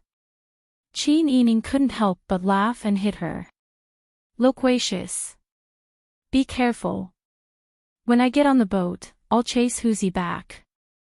Ji Yun burst out laughing. Bing Tang's face flushed red. She stamped her feet and said, "Princess consort is too bad. Hey, you have to pay attention to how you address me." Qin Yining raised a finger and said, "You have to remember that Wang Yi will be young Master Wan in the future. I will be Lady Ning. Do you understand?" Pang Shao had investigated before. To the public, Guangdong ship claimed that the old owner's surname was Wan. It turned out that Qiu Feijing also claimed that his surname was Wan. Yes. The 2 servant girls nodded. After dressing up properly, Qin Yining went to the outer room for Xiaoyu to take a look. Xiaoyu nodded and said, "Princess consort looks very good like this." Pang Shao took out a fan from behind her collar and opened it. She excitedly waved the fan while circling Qin Yining. She made a drooling expression and said, "Little wife, wonderful, wonderful. Yes, yes, yes. Wang Yi did the right thing." Xiaoyu nodded repeatedly. Pang Shao chuckled and returned to her usual appearance. She said, "The carriage is ready. Let's board the ship now." Qin Yining smiled and nodded. After bidding farewell to Xiaoyu and Su Weiji, the group of people came out of the back door of the temporary residence. They boarded the carriage and headed to the docks. The old capital was originally the heart of the Dian dynasty. Naturally, it had roads and waterways that extended in all directions. Dian fell overnight. In addition, natural and man-made disasters occurred one after another, causing the docks to gradually become abandoned. It was only half a year ago that they began to use it again. It was early in the morning. There was a thin layer of mist on the surface of the river. The water and the sky seemed to form a line. A gorgeous and exquisite double-decker ship was anchored by the river. There were already many people walking around on the ship. Pang Shao held Qin Yining's hand and stepped onto the gangplank of the ship. "Watch your steps. Step on the steps above." Qin Yining nodded. He walked to the middle and looked around. The water seemed very deep. "Are you afraid?" "No." Qin Yining smiled. "I can doggy paddle." Pang Shao laughed. "Doggy paddle is nothing. When I have time later, I'll go into the water to catch fish and roast it for you." That's great. I haven't eaten your food in a long time. I haven't had time. In fact, I like cooking very much. When things are stable in the future, I'll cook your favorite dishes for you every day. I'm afraid I'll become a fatty. The two of them chatted and laughed as they boarded the ship. Huzi walked up to them with a smile. Young master, Mrs. Ning. Yes. Tell them to set sail. Pang Xiao closed her fan and held Qin Yining's hand. I'll take you to familiarize yourself with the ship. I bought this ship and haven't used it much. Qin Yining smiled and said, we have such a beautiful ship. In the future, we can try to go down the river and travel around. Yes. At that time, I saw that this ship was very sturdy, so I wanted to buy it and take you out to play in the future. You know that even now, ships are still used for war. I bought this ship when Dian was about to be destroyed. Those officials took advantage of the loopholes and ran amok. Otherwise, it wouldn't have worked. Qin Yining didn't know much about ships. Hearing this, he hesitated and said, is it bad for us to just use it like this? There's nothing bad about it. At that time, the Dian imperial court was very corrupt. Those officials were afraid that they couldn't get their money back, so they sold everything they could. I'm not the only one who has a ship, and I'm not the only one who uses it. It's okay. Qin Yining was finally relieved. He smiled and said, as long as you know what you're doing. Qin Yining and Pang Xiao walked around the ship hand in hand. Finally, they returned to the parlor on the second floor and sat down. The two of them had been playing the role they wanted to play ever since they left the house. They were afraid that they wouldn't be able to change some of their habits. It was quite amusing to be so pretentious. At least, Pang Xiao thought it was very interesting. After all, he was currently playing the role of a lecherous playboy. Idling on the ship was also boring. He really had 2 days of desolation that he dreamed of. Lust. Unrestrained days. When the ship neared the docks of Danzhou City, Qin Yining actually felt a sense of relief. They had finally reached their destination. Otherwise, she was afraid that she wouldn't be able to take it. Danzhou City's beaching lake is the most famous. Let's buy a pleasure boat later. These days, we can walk around during the day and stay on the pleasure boat at night. We can also see the famous night view of the beaching lake. As for our ship, let's anchor it here for the time being. Pang Xiao was in high spirits. He really treated this trip as a sightseeing trip. Qin Yining smiled and nodded. I'll listen to you. If I want to be a playboy, I naturally have to spend a lot of money. It's not bad to buy a pleasure boat as the first thing. Exactly. Pang Xiao smiled and nodded. Huzi on the side listened and grinned. Master, don't talk about buying a pleasure boat as if it's as easy as buying a candy man. That's money that many people can't earn in several lifetimes. Pang Xiao laughed and said, what's there to be afraid of? Who doesn't invest money in business? There will be returns in the future. At the very least, we'll earn a lot of money to play. Your master is happy. Do you know how much money per kilogram of happiness costs? Huzi looked at Wang Yi, who seemed to have returned to his youth. He couldn't help but smile and join in the fun. Young master, you don't know how much money per kilogram of happiness costs, but Mrs. Ning's happiness is priceless. Exactly. You brat, you can be considered to have inherited some of this young master's dissolute ways.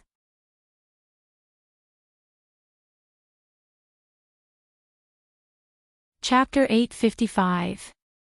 Although Danzhou City and the old capital were large cities of similar scale, Danzhou City's geographical location allowed it to avoid being trampled by iron hooves during the war between the two countries. Unlike the old capital, which had been baptized by the flames of war, famine, and earthquake, Danzhou City had always retained its former appearance. At this time, the streets of Danzhou City were as bustling as those of the capital.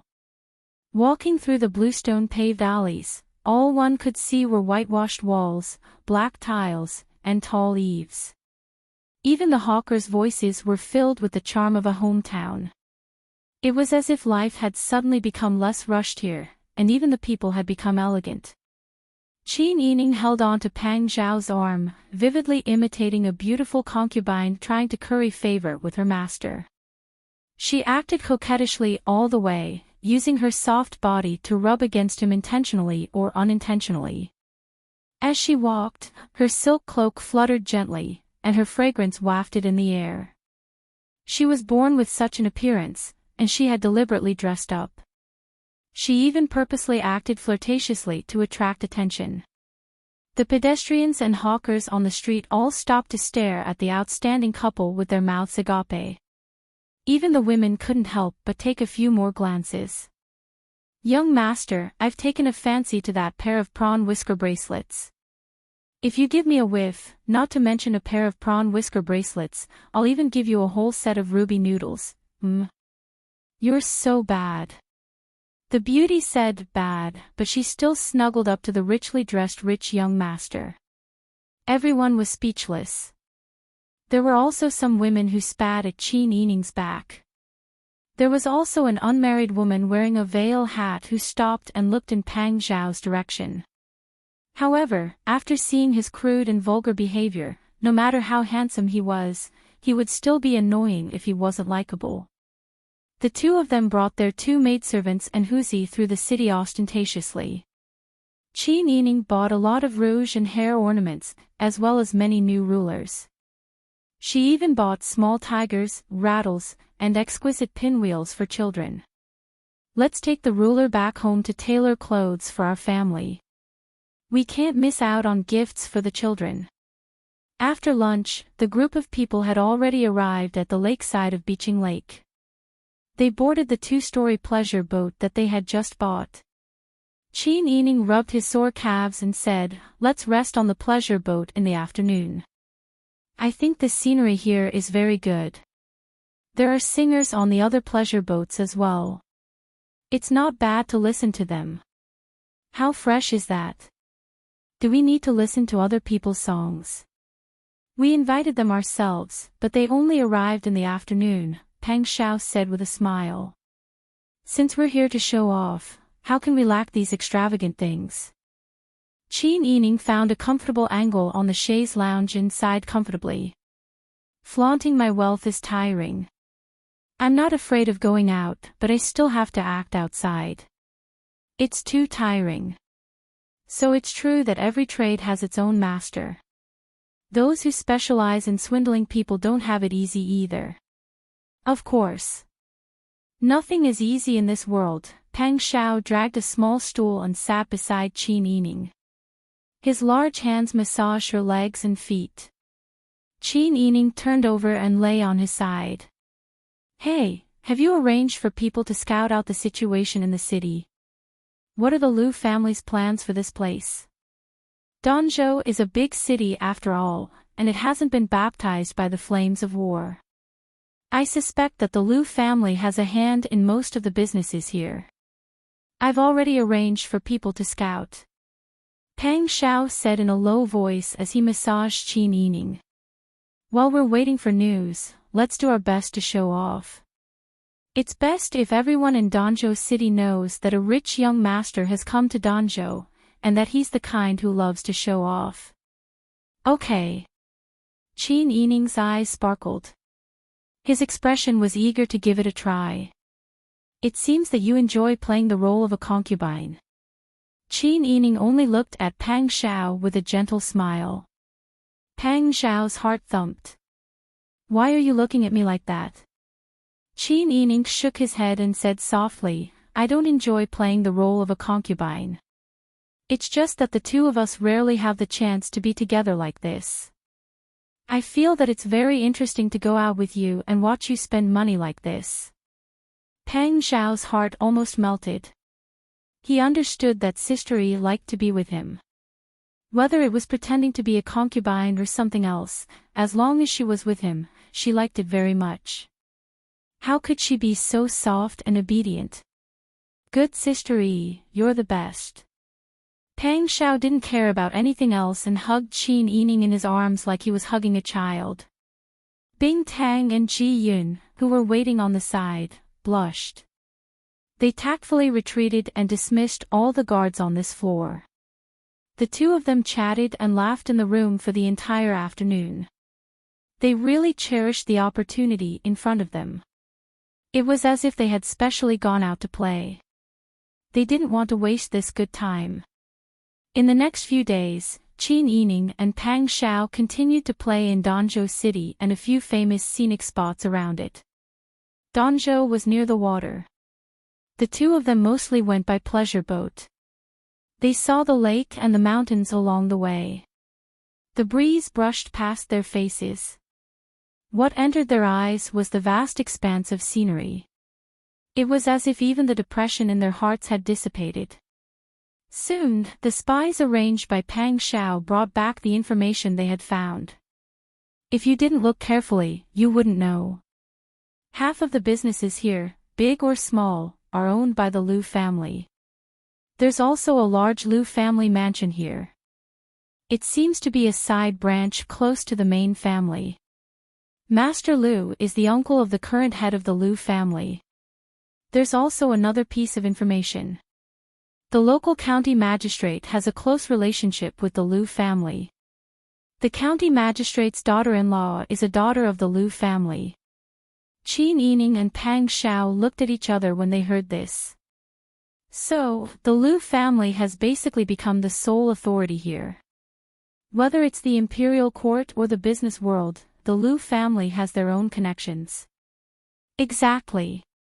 The spies said, therefore, it's almost impossible to find out who's in charge of the Liu family in Guangdong. First of all, the Liu family has people in charge in all aspects. It's impossible to know who they'll arrange. Also, with the Liu family's ability, they might not even care about Guangdong at all. Pang Xiao nodded and said, "Thank you for your hard work." He let his subordinate rest. Qin Yining was wearing a lined jacket. He tilted his head and looked at the river outside the Rui window. He said leisurely, "This situation is not far from what I expected. Not to mention a small Guangdong, even if the Qiu family really showed up, people who haven't been to Jianchuan personally wouldn't know what kind of colossus the Qiu family is. Why would they pay attention to this small business of selling officials and titles? Even if it was a big deal, it would become normal if it was done frequently and not caught." Qin Yining couldn't help but think of Lu Heng. When she returned to the capital, Lu Heng had specially come to visit her. She understood his feelings for her. He probably also understood her rejection of him. Therefore, Lu Heng never appeared again. Qin Yining couldn't help but wonder if Lu Heng knew that the Lu family was doing this kind of business. But when he thought about it, if Lu Heng didn't do anything, how could he influence the court's personnel? Therefore, Lu Heng should know about this. Now I know what the Lu family is relying on to make money. This kind of business is very profitable for the Lu family. Pang Xiao sat down next to Qin Yining. He took a candied fruit from the table and fed it to her. Qin Yining opened her mouth and ate it. A bump appeared on her cheek. She blinked and signaled for Pang Xiao to continue. Pang Xiao couldn't help but touch her cheek. He said with a smile, "Think about it. The most important thing to be an official is to have connections in the court. That's why there are small groups in the court. It's normal for people of the same faction to support and use each other. This time, the Qiu family bought an official. Even if they chose one of their own to be an official, after a long time, this person will gradually become part of the Liu family's faction. This is inevitable. By selling this official position, the Liu family will not only make a lot of money, but also establish their own connections in the court. This is a good business that kills two birds with one stone. This is the only time they do this. After a long time, there will be more people in the court and more money in their hands. It's no wonder that the Lu family has become such a huge entity. Qin Yining nodded. That's the reason. In my opinion, people are too greedy for money. They can use any method. But if this goes on for a long time, it'll be difficult for them to not cause trouble. Yes. If you want to gain both fame and fortune, you have to pay a lot and take a lot of risks. Qin Yining looked at the river outside the boat and said, "We've been here for so many days, but we still don't have a clue. It's less than a month before the two families make the deal. Will we be too late?" Pang Shao stroked Qin Yining's loose hair and said with a smile, "If we observe carefully, we'll be able to find a breakthrough. In the worst case, even if they succeed in making the deal, we still have other methods." Qin Yining thought for a moment and smiled in relief. "You're right. I'm too nervous." "Don't be nervous. Just think of it as a vacation. Business is secondary." If Teacher Su and Teacher Xia heard this, wouldn't they be very angry? However, Qin Yining was influenced by Pang Zhao's carefree attitude and was no longer as nervous. Another day passed. There was still no clue as to who the Lu family was going to be in charge of this deal. But something big happened in Danzhou City that everyone knew about. Lu Zheng, the eldest young master of the Lu family in Danzhou City, sold the fiancé of his follower, who grew up with him and was as close as a brother, to Cuixiang Pavilion. This fiancé, who was sold, was also a first-class servant girl in the Lu family. No one knew what she had done wrong. Cuixiang Pavilion's name was enough to know what kind of place it was. Normally, a large family like the Lu family would find a slave trader to deal with a servant who had done something wrong. They would never sell a servant girl to a brothel like this. Moreover, this servant girl who was sold was the fiancée of the eldest young master's closest follower. Qin Yining sat next to Pang Shao on the second floor of the tea house by the window. He could still hear people discussing this matter in low voices. Pang Shao whispered to Huzi behind him, "This is interesting. Go investigate what kind of servant girl was sold and how close the eldest young master's follower was." "Yes." Huzi answered and quickly went downstairs. Qin Yining smiled and said, "If this matter is handled well, we can still make use of it." Yes. It wasn't easy to find a breakthrough like this. Huzi went to investigate quickly. By the time Qin Yining and Pang Shao returned to the pleasure boat, Huzi had already returned. You're tuning in to the LoveLore Library YouTube channel. We're so grateful for your support, and don't forget to subscribe to join us on this incredible journey through captivating stories. Your generosity through donations truly makes a world of difference, as it's the primary source of revenue that allows me to expand and enhance this channel for you. Thank you from the bottom of my heart for being a part of this adventure.